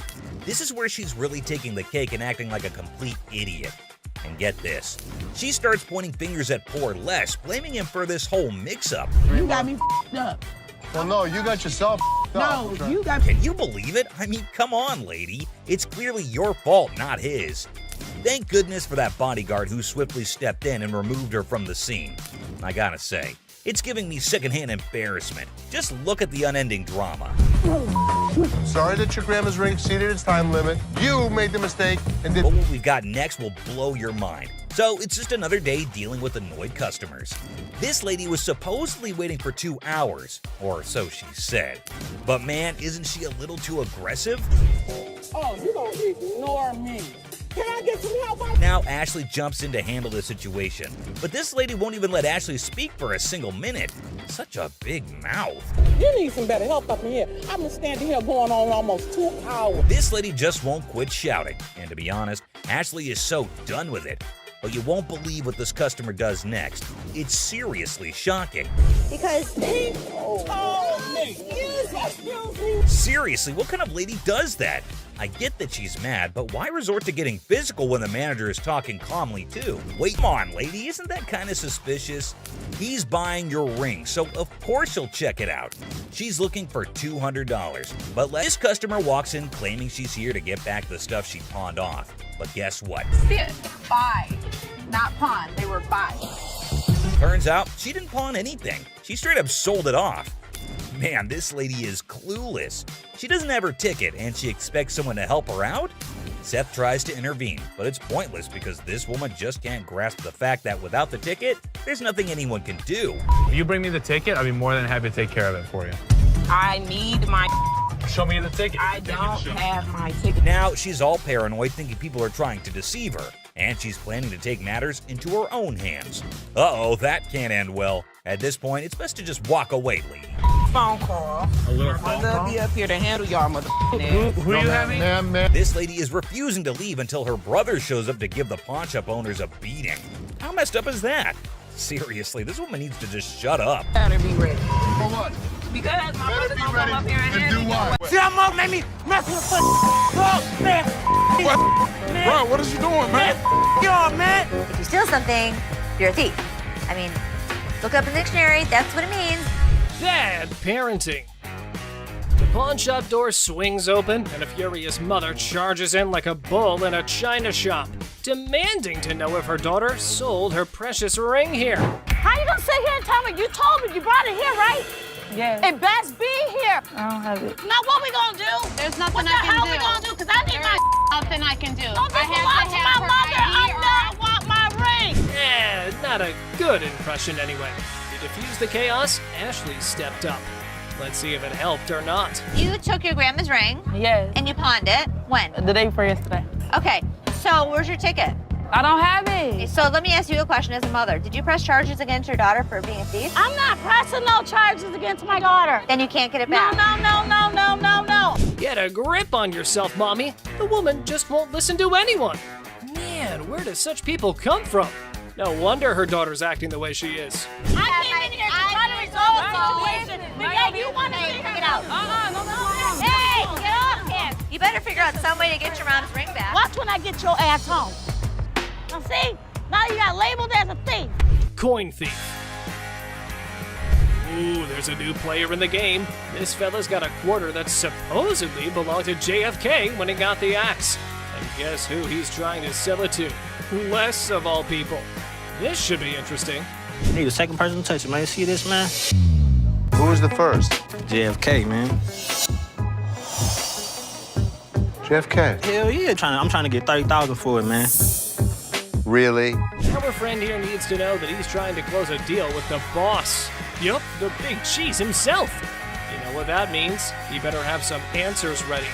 I don't think this guy even knows who the president is today. What year did they put Lincoln on the quarter? 67. Who's on a penny? Bill Clinton, whatever his damn name is. Well, he means you'll have to take your business elsewhere if you want to avoid glitter and dancing. But anyway, this punk got mad, and here's what happened next. Want to go out for the pass? Please. Man, Follow him out. Much, man. Man. Oh, you forgot to ask you. Let's go. See how Mo made me mess with the man. Bro, what is you doing, man? Yo, man. Pink coat. The woman swaggers into the pawn shop, yelling that the pink coat is hers. Guess who she encounters for the argument?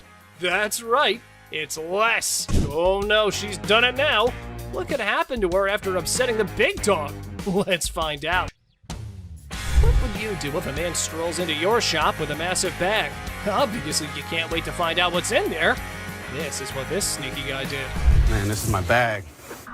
Okay. What's in it? Tell me what that means, because maybe I don't understand what you're talking about. Looks like the man had a top secret mission with this bag. He didn't let anyone unzip it. In my opinion, he's a freak. See for yourself how the whole scenario went down. You can't bring in a big bag into a business and not expect to have it searched. Oh my God. My man, oh my God. What the hell? Wow, that was unexpected. I can't believe what just happened. I might need a moment to process this. It's not something any of us were prepared for. So I'm just gonna let things lie. If I see anything on the news, I'll report that he was here. I saw that.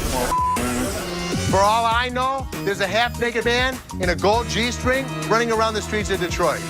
Holy Pregnancy deal. A pregnant mom walks into a pawn shop, excited to purchase a wooden horse for her unborn baby. I was just here last week and I seen this horse that y'all had and I really want it. I didn't have the money last week. For sure. You saw it? Where is it? It's right over here. Sure. When are you due? Well, I'm due next month. Oh, it's your first? Yes, it is. Oh, but the down part was that she has no money. How unfortunate considering her husband left her. Hearing her story, Ashley gets all empathetic and decides to give away the object to the yet-to-be-born baby mama. This is what she has to say. Let me tell you what I can do for you. You give me the 5, and then my gift to you is the remaining 15. That'll be great. That'll be really great. Okay? It means so much to me. Well, everything went well for the lady, and even Ashley was proud of herself for doing a good deed. Until this happened. Help you and the baby. What the? Hello? Excuse me? Excuse me? Wedding ring crook. Looks like someone's sleeping on the couch tonight. This wife found a pawn slip for her wedding ring in her husband's wallet. Time to hit up the pawn shop and get it back. So your husband stole your wedding ring? Yes, he took it because we're having financial problems. I get why he did it. I just want to pay for it and get my ring back. Did you make a police report? No, I didn't make a police report. The hell am I going to make a police report for? the angry wife missed the no ticket, no service memo. Ashley can only work with what she's got, lady. Don't shoot the messenger. Let me explain to you how this works. First of all, I don't just look up somebody's name and give you their information. I didn't ask you to give me the information. I asked you to look it up. How hard is that? You look it up in the computer, you take it, I pay for it, we leave. It's not that hard. Okay, I know it's not funny, but Ashley's solution was hilarious. Here's how she managed the situation. Nobody saw it coming. It isn't Take that hard. your pretty little feet, walk your pretty little legs out here. You are not. Just go back there, give me my How hard is that? You can't just go back there and type in a name? It's time to go. The only person you should be threatening is your husband. Invisible friend. A guy trying to pawn a fake bracelet walks into a store with his imaginary friend. However, Les was skeptical until the friend started haggling for a better price. My partner right here, Robert, we want to pawn this. You're who? My partner, Robert, right here. Here's a person talking to an invisible friend, but I didn't see him. Well, well, well. Robert, the imaginary friend, needs a reality check. Maybe this dude should stick to playing pretend more believably. After all, the pawnbroker here is no fool.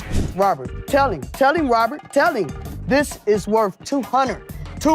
It was a stainless steel bracelet that we don't sell here for $10. There was no way he was gonna get anything. However, his get-rich-quick scheme wasn't so quick after all. The customer's face fell faster than a lead balloon. This is how we reacted to the situation. And he talking about he can't give me nothing for this. What the is that? You know, come on, let's go to the outside. I gotta look at it a little bit more better. All right. I ain't leaving. I'm not leaving, man, until I get some money. I'm not leaving, man. That man, let me go. Stolen telly. This lady's ex-boyfriend pawns her TV for some quick cash. With determination, she enters the pawn shop and confidently declares, "I'm here to rescue my kidnapped TV." I need to get my stuff, my 2 TVs. I need your ID or the tickets. I don't have no ticket or no ID. My stuff was stolen and pawned from my boyfriend. We need him or the tickets or... What you need him for? He ain't even nowhere around. Ah, the policy police strike again. No ticket, no claims allowed. And in a spectacular display of logic defiance, here's how she responded to the situation. Listen, don't land on my window. You bitch! Well, if I'm gonna have to get ratchet, You don't pound on my window. Yes, I can. No, you can't. Oh boy, it seems like someone stirred the hornet's nest. But fear not, Ashley swiftly shut down those threats like a master conductor. Lesson learned, universe. Okay. Oh, please. Bye. See ya. No. You're crazy. Yeah, I am crazy, and I'll show you crazy. No password. Oh boy, trying to pawn that laptop at the store, but conveniently forgetting your password? Suspicious much? Brace yourself for some dose of skeptical boss lady. You forgot the password. Yeah. How do you forget the? When's the last time you used this? About a month ago. You forgot your password? Yeah. Try again. She didn't know how to get into this computer. She didn't know the password. She didn't know the username. Oh, so you didn't just find this laptop aimlessly wandering around in the wilderness and thought, hey, I should take this. I'm sure the lady was adamant that it's my laptop. How much did you want to get on this today? At least 165. How's 125 for you? No, I'm sorry, I can't do that. I need at least 165. I mean, I can't do 125. All right, I can do 150, and that's what I can do. Okay, can you do 165 or not? In the blink of an eye, the laptop lady became wild and crazy. Her responses and shouts made everyone wonder if she was off her rocker. I am a grown-ass woman. You're not acting like one. Like I said, I am a Like I said, grown-ass you're woman. not acting like I'm not one. gonna sit here and argue with you. Like I said, I can take my business somewhere else. Goodbye.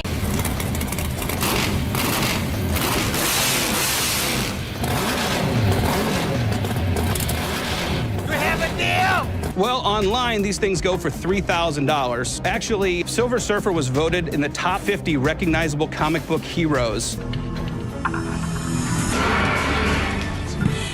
Silver Surfer. Oh, guess what? We've got a bona fide comic enthusiast here.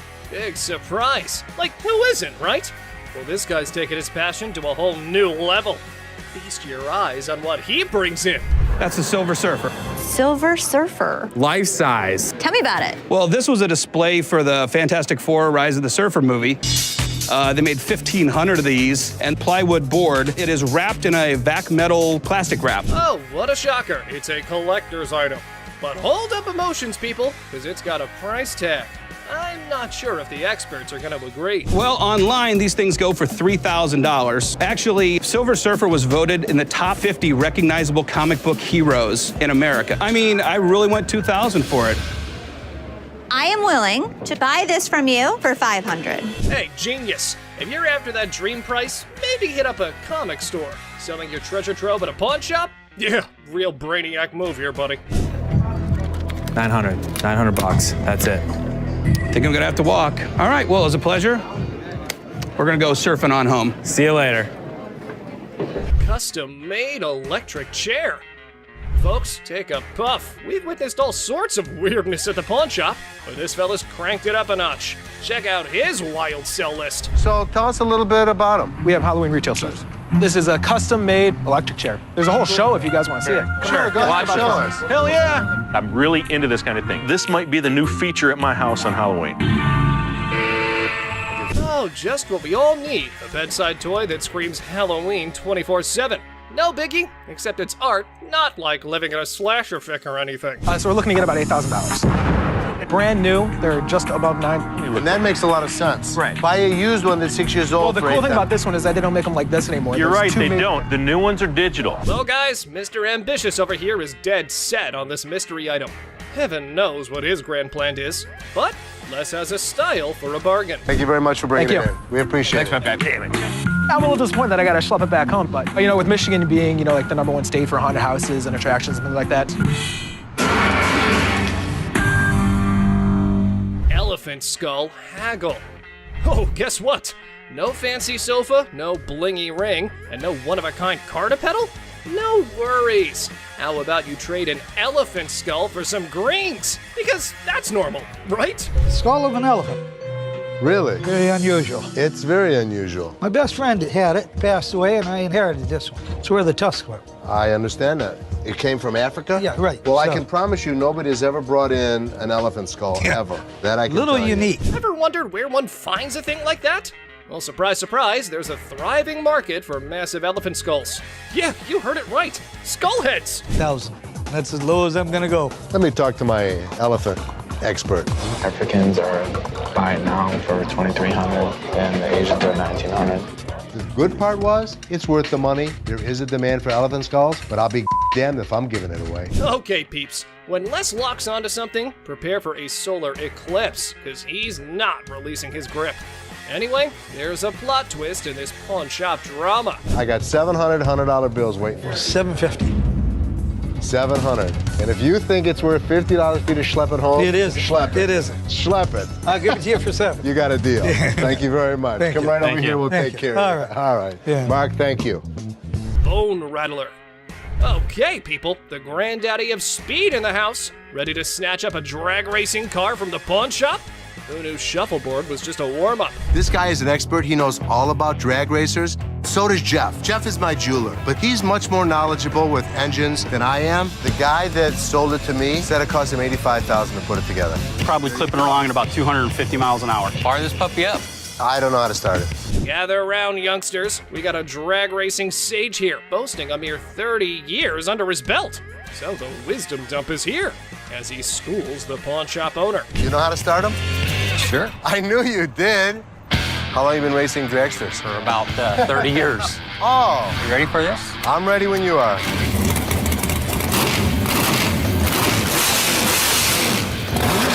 All right, Mr. Been There, Done That. Let's see if your drag racing tales can seal this deal or take a nosedive. Now, coming straight to the negotiation. 20 grand. 7,500. I don't think so. If you give me the money today, 15,000. I'll throw the skeletons in for free. We have a deal for 15,000? I guess so. Thank you very much. Have a good Enjoy day. your new car.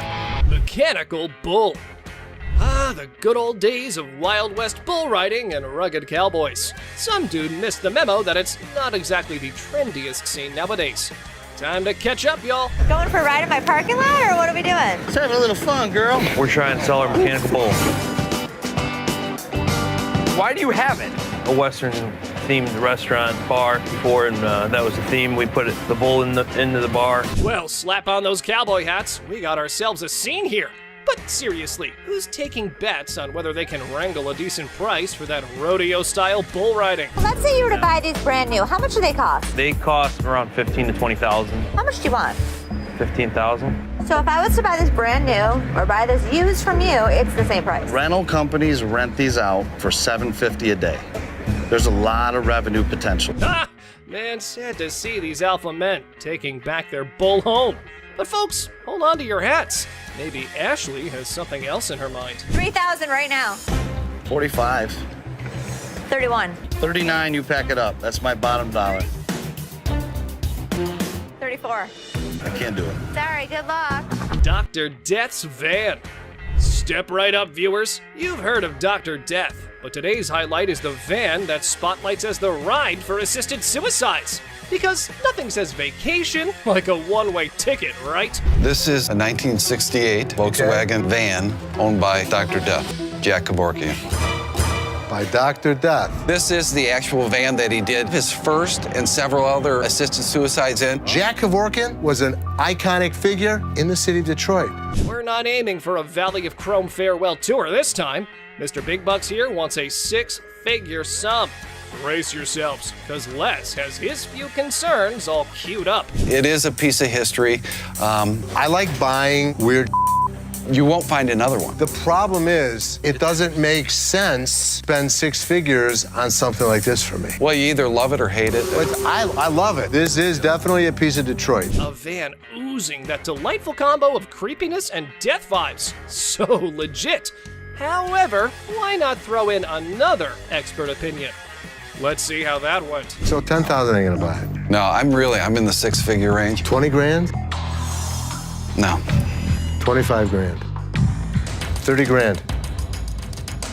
50 grand? 30. One time. 50. 30 cash right now. Bizarre bikini.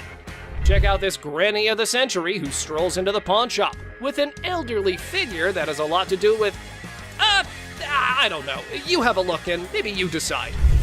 Which is the doll? I heard that. I'm undressing her. What can I say? A really nasty looking woman, but a very cool item. Yep, that's about accurate. You just saw a long-legged granny in a bikini. All the efforts are done in the name of art. However, our granny here invested in this model. How much did you want for this thing? I'd like to get $500 for it. This thing is art. It's a very cool item, but not for that price. She's really cute. I mean, she's really fun to look at, but it's not going to be even close to 500 bucks. Never mind, that was gonna be a deal breaker.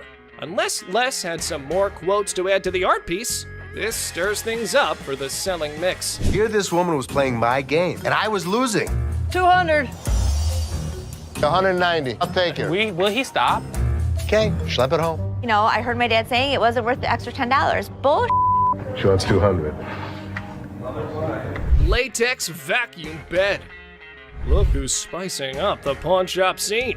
This dynamic duo's got a latex vacuum fetish bed up for grabs. You know, just your average afternoon errand. Latex vacuum bed. A what? A latex vacuum bed. So you have sex with latex? Pretty much. It's like the autoerotic asphyxiation is what Pretty it is, much, correct? yeah. Bobby J surprisingly knew exactly what this thing was. All right, I was wondering, who needs candlelit dinners when you can have vacuum-sealed intimacy? I'm not here to judge. However, here's a quick demonstration. Is it normally when Felix has his hand over his mouth? Normally what they like. I actually used it. Are you breathing? There we go. Not gonna work. It's working. Everyone's a critic when it comes to, what's the word? Innovative sleeping arrangements. Yeah, there we go. And we aren't sure if that ever went up for the big sale. Used it. So how could you not want to do this with him? Because I don't want to suffocate. It's not for everybody. I'm familiar with the bed. Very much so. Just imagine having sex now. He don't have to hold you. Perfect. Well, now we got that out of the way. Watch your punk ass up, but you ain't getting my motherfucking car. I got my laptop home. I ain't leaving this bitch till you give me my money.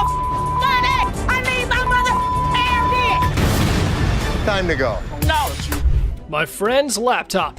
Are you low on cash? How about you swipe your laptop, hoping to make a quick profit at the nearest pawn shop? If you want to give it a try, just watch what you're heading into. What the hell? You mean to tell me you don't stole my damn laptop and I don't pay them damn kids for this damn laptop? All this damn. That's how you gonna play me? We supposed to be friends. Got me up. Take my laptop. Ugh, that tension, right, folks? However, our big boss Les was unable to fully comprehend the conflict.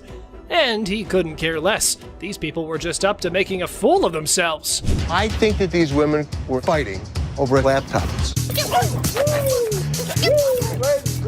punk ass home, bitch. Watch your punk ass home. But you ain't getting my car, you bitch. I got my laptop home. But we, being a sucker for drama, sorted it all out. Apparently, somebody's valued belongings were stolen by their BFF.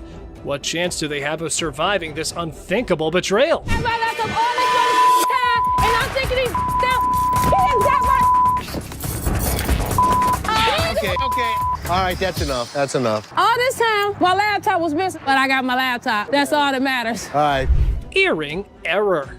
In the dazzling world of pawn shops, we find a woman aiming to part ways with her prized earrings. But only if things were that simple, then there wouldn't be a whole show made out of it. I'm here to pawn these earrings. Okay. Trying to get $350 for them. Why do you need the money? It's none of your business why I need the money. Pawn my mother jewelry. We all know that our big boss here has quite a keen eye for the merchandise he deals with. And warning, you better watch out if you try to sell him a knockoff. These are real. They are real earrings. They're just not real diamonds. They are. No, they're not. They are real. How the you gonna tell me just by looking at my that they not real? They're not real. As things were getting hot, the woman kept getting non-negotiable. That definitely makes a reality TV treat. Keep it coming, girls. Ladies that act like ladies are treated like ladies. No, it don't work like I ain't leaving this bitch till you give me my money. I need my mother everything. Time to go. Stubborn guy. Our Mr. Clumsy here managed to turn his girlfriend's car heat up. Hold on to your seat, because this encounter was a true lesson in having proper manners. Mother-daughter feud. Well, ladies and gentlemen, hold on to your liquor bottles for a heartwarming episode of Mother-Daughter Treasure Hunters. They had gathered some priceless junk to fund their world tour. So what you got? I got some really expensive stuff. Show me. Some old liquor bottles. Some old albums. Stamp book. Don't you think he worth something? No. You got a whole lot of nothing going on over there. But wait. Les examines their items and deadpans. Sorry, ladies, it's all junk, no worth. The things took a swift left from there, guys. Told you it wasn't worth nothing. You need to watch your trap because this worth everything to me. It don't matter. They don't want it. This is not junk, okay? So don't you comment on I told you. So you better not don't. to come here. You better don't go there. Gas. You better don't. You better don't. It's like watching a comedy where emotions run high over little treasures. They both argue fiercely about sentimental items. Talk about teaching your kids some manners. I will kick your ass. I'm your mama. You better don't. How the heck? You better don't. No, you get the off my. I thought it was kind of funny watching the mother and daughter argue with each other. Okay. All right, that's enough. That's enough. Body slam. Our guy claims his grandma's ring is a lost treasure. Well, that part's for Ashley to decide whether it's real or something that came out of a cereal box. How much are you looking for? Is this enough to pay rent? How much is your rent? $300. Okay. Do you have anything else? Because this, unfortunately, is not real. What you mean it's not real? It's not real gold. Basically, y'all sit up here and waste my time talking to you. You don't waste your time. Oh dear, Mr. Sad Story. You've really painted yourself into a corner now. It was almost as if he was starring in his own drama series. I'm like, just give me my ring. I need to speak with somebody else because you irritate me flat out. I'm trying to help you solve your issue. Like, what you mean? What you mean? I'm trying to help you solve your issue. Bitch, lower your voice. This guy's acting really erratic, and it's making me really nervous. Hold on tight, because here come the Powerpuff Boys to rescue our protagonist from his own soap opera. What a gimmick. A day he's gonna remember for a while. Don't put your finger in No, she ain't by herself, man. She ain't by herself, my man. Bitch, I'll be back, bitch. You're talking that now, get the hell out of here. He was lucky I have other things on my mind, or I would have beat him to a pulp. PlayStation. In a stunning twist, our lovable, larger-than-life customer walks into the pawn shop dreaming of snagging a PS3.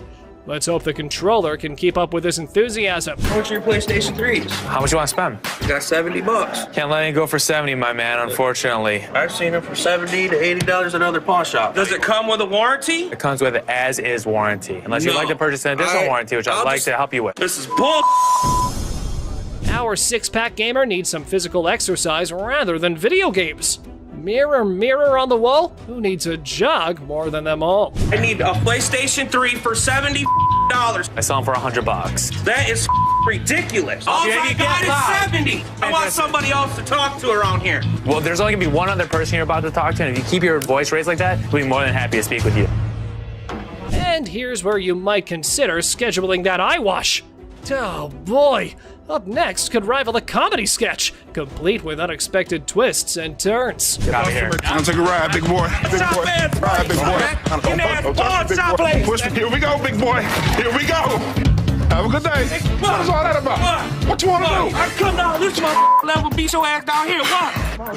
Think you all that, bitch? Do it right. Ashley fires. So, guess what? There was a worker at the pawn shop who some folks thought might be stealing stuff. Ashley got wind of it and had a little investigation on her hands. You said you wanted to know if Tressa asked me to put anything else on the internet? Yeah? Well, she did. She did? Another watch. Are you kidding? Nope. I'll take care of it. Don't even put it on the internet. Okay. I have to check with Brian first to see if Tressa got permission to pull the watch from the display case. Right when Ashley was busy being a detective, the sneaky thief decided to drop in. What wonderful timing! Well, since you're here, time to do some explanation. I didn't ask him to put it online yet. I didn't ask him. So he wouldn't just offer it? Right. You said to come to one of you guys. Well, before I would have bought it, I would have came to you But guys. you already asked him to put it on the internet. No, I said, was it a possibility? I pulled it out. Okay, you went around the bush and kind of asked him. No, I'm still not 100% sure if I wanted to buy it. Alrighty then, you're going home because you were not hired to make CEO-level decisions. But wait, there has to be more about this situation. You're fired. That's fine. That's fine. I said I wasn't even sure if I was going to. It's fine. I literally told everyone that you weren't as big of a bitch. I was wrong. Excuse me? Get the out of here. Get out of here. Less fun. So how much can you give me, man? 20 bucks? $20. The hell you mean? I'm more or less helping you than anything. Man, I'm gonna need more than $20 for this, man. Of course, they're giving you exactly what it's worth, aren't they? So just take the money and run.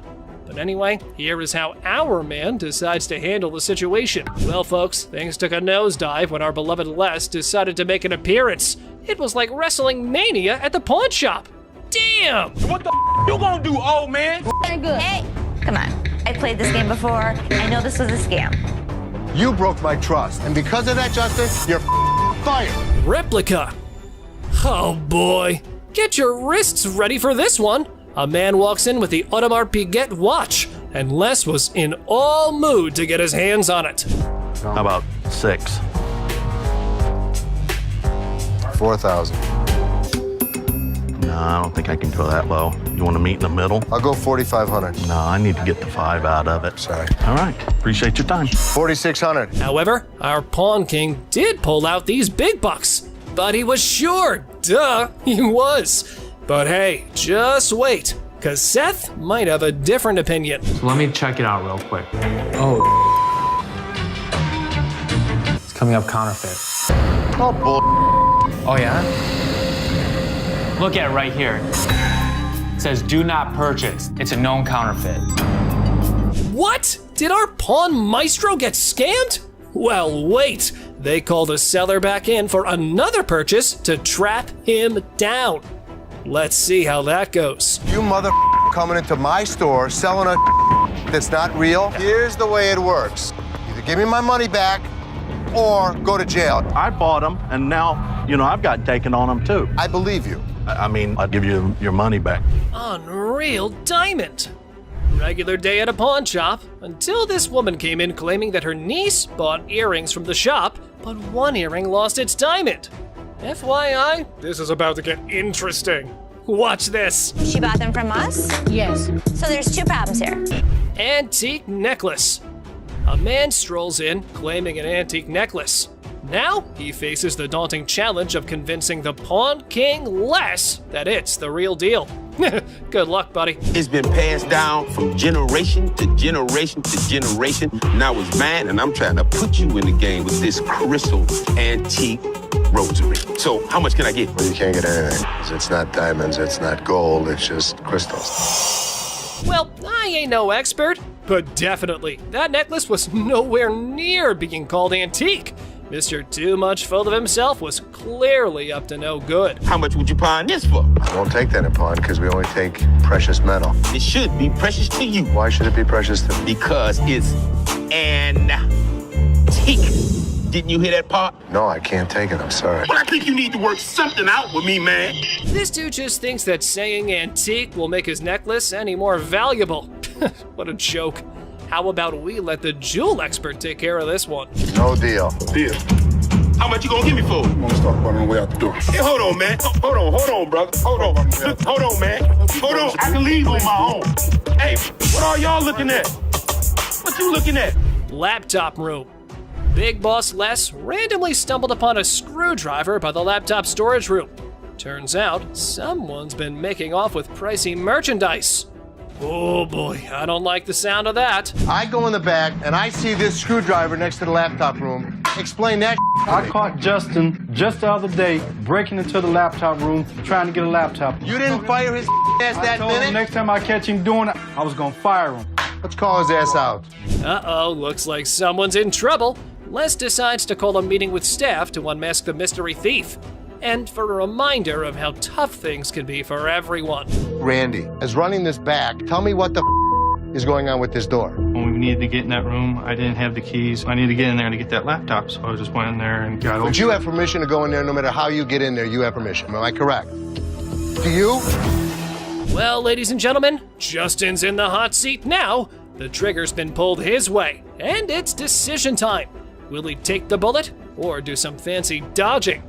Here it is. Did you steal anything? No, I would never steal anything. It's just to do my job. When I'll ask Rodney for the key, and Rodney doesn't show up to get this laptop. That manager that I asked didn't come get the laptop, so I'll just... What the excuse is? You broke my trust. And because of that, Justin, you're fired. Tiffany watch.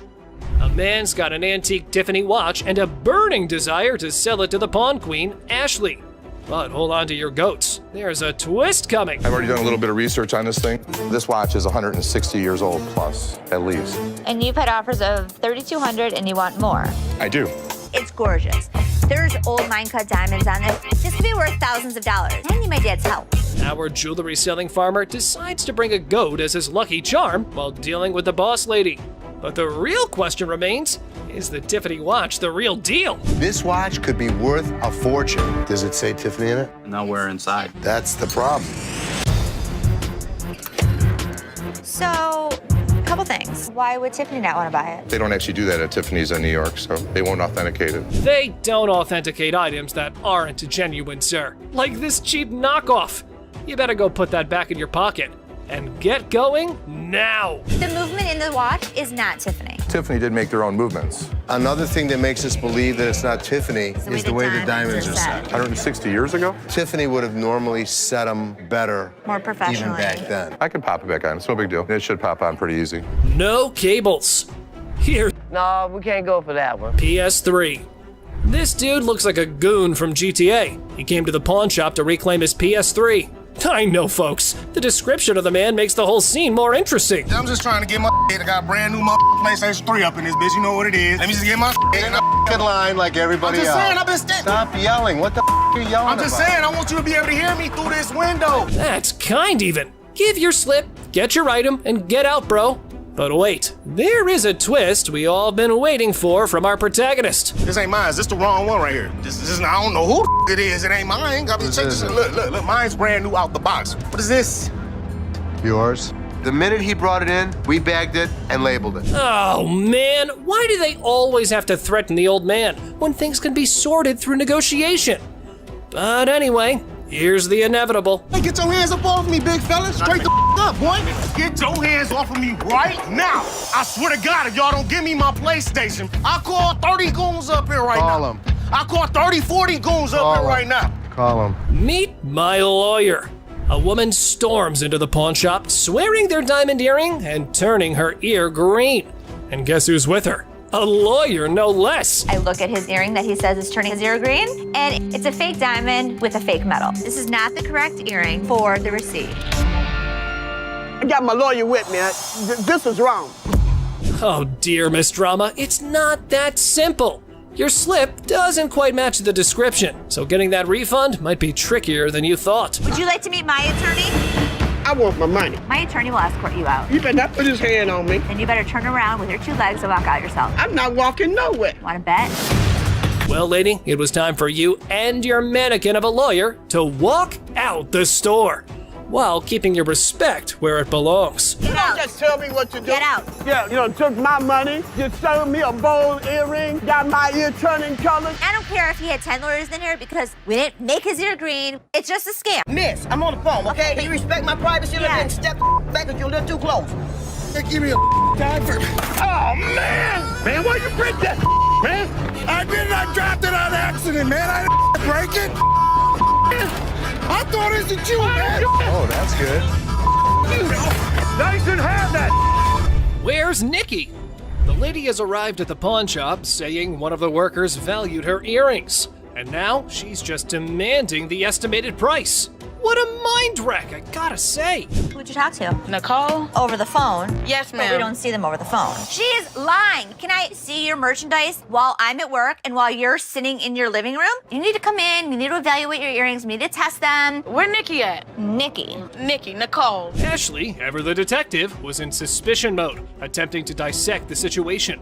However, the customer's reaction swiftly threw a wrench into her gears. Listen, it's real diamonds. All I know is I need my 400. I'm looking at the diamonds, and I know right off the bat the weight is just not gonna make it. I can do 185. So what you're saying is you're not gonna give me that $400, right? No, I'm not. And you're not gonna come in here demanding money from me. Yes, the I am, because that's what I called for. Well, it appears our lady has raised some eyebrows about her sanity.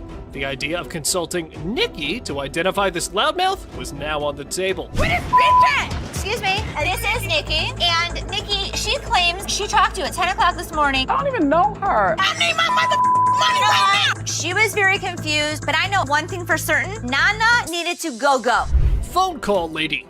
This one time, an elderly woman disrupted the quiet at the pawn shop with her booming phone conversation. Oh boy! To Ashley, her voice was nothing more than a symphony of annoyance. You ain't supposed to be talking to me like that either. Who the hell you think you talking to? No, I'm talking to you. Ma'am? You know what? You know Ma'am? what? Ma'am? You know what? Excuse me, I'm on the phone. I know, but You you're know, no, I'm not. excuse hold me. on. Miss, I'm on the phone, okay? Okay, Can you respect my privacy a little Yeah. bit and step back if you're a little too close? What's the matter with you, lady? You're in a public place. This ain't your backyard. You better keep your volume down or take your business elsewhere. Duh! Miss, get somebody to help me, please. What do you need help with? I'm need some help with my rings right you here. take off your ring? Wait, you just walking up on me, like, can you see my rings? I don't even know who you is. You want me to help you? Don't walk I up on can me. help you now. Do not walk up on me. Or else what? Okay, keep walking to find out. This lady was probably angry with someone else and had decided to make this pawn shop a stage for her little vent session. Well, here's how Ashley took control of the situation. Now, can somebody help me other than you? No. All right, that. Don't follow me no more. I won't come back in this bitch. All the motherfucking times I've been coming in here giving y'all my motherfucking and this is how I'm getting treated. Y'all. I told you. I don't know who the hell this lady was mad at. You. 70s PC. Two older folks enter the pawn shop with 1970s computers. They hope to sell them to fund a trip out west. Let's see if they were able to enjoy the blast from the past. Got some equipment here. So how much are you looking for? About $900. To be honest, if you bought these new, it's about like $400. We need more than that. Yeah, we need more than that. What I can offer you is $0. Things took a sudden turn, and honestly, it felt like we stumbled into some reality TV treat. Buckle up, because this pawn shop just got a lot more interesting. You mean $0? Most people don't get that aggravated when they bring in like ancient artifacts. Yeah, people collect these. Oh, they're antiques now. We'll take $800. $0. That's How many times do I need to tell you? No, $800. We're not interested in it. Leave the I store. ain't I'm taking not it out of taking this it. store. Well, fellas, y'all better just use it to scroll some pictures of the out west, because I probably think that trip's now canceled. You and you too. Oh man! I thought it was a Jew, man. Didn't have that. Put it in the dumpster if you want. Tell your mama. She slap. Other than Ashley, the queen of quotes in this pawn shop. This ring right here. Her ring most dramatically. What are you doing? He wanted an appraisal on this ring. On my ring? Why'd you take my ring? Well, I wanted to see how much it was worth. Bull. You're a liar. Why'd you take my ring? Ouch! Painful lesson learned, folks. Our big boy now knows the golden rule. Never pawn your wife's ring without her permission. Priceless wisdom, I must say. Sorry. What? All of a sudden, boom, punches him, and I am dumbfounded. You're a idiot. Let's go. Right now. That's my TV. A boyfriend pawned his girlfriend's TV, and now she was on a mission to reclaim it. Looks like he learned the hard way that pawning isn't relationship therapy. Have a good day. Pacifier pawn. Seth, our pawn shop hero, encounters quite the character of a customer eager to part with both a TV and a ring. But wait, what's in her mouth? I'm Seth. Oh, you cute. Yeah. So how can I help you? I'm just bringing, my TV and my ring, trying to at least walk out with 800. Let me see your ring. That's right, lady. Our Seth here wasn't going to crack open with that pacifier or your flirting skills. How about we cut to the chase and look at the valuables? Her ring was pretty nice. It has diamonds. It's 10 karat gold. Her TV was relatively nice. And you still answer my question. I said what you wanted. I know, I said I'm good. So, you need a loan or you want to sell it? Loan. Loan? About $300. Want to taste my ring No. or lick it? What did she just say? Well, even if the sun rises from the west, I ain't putting that in my mouth. How about we look for someone who might? Would you suck on that pacifier for $20? You can lick it. I know you want to. Yeah, you. Ready?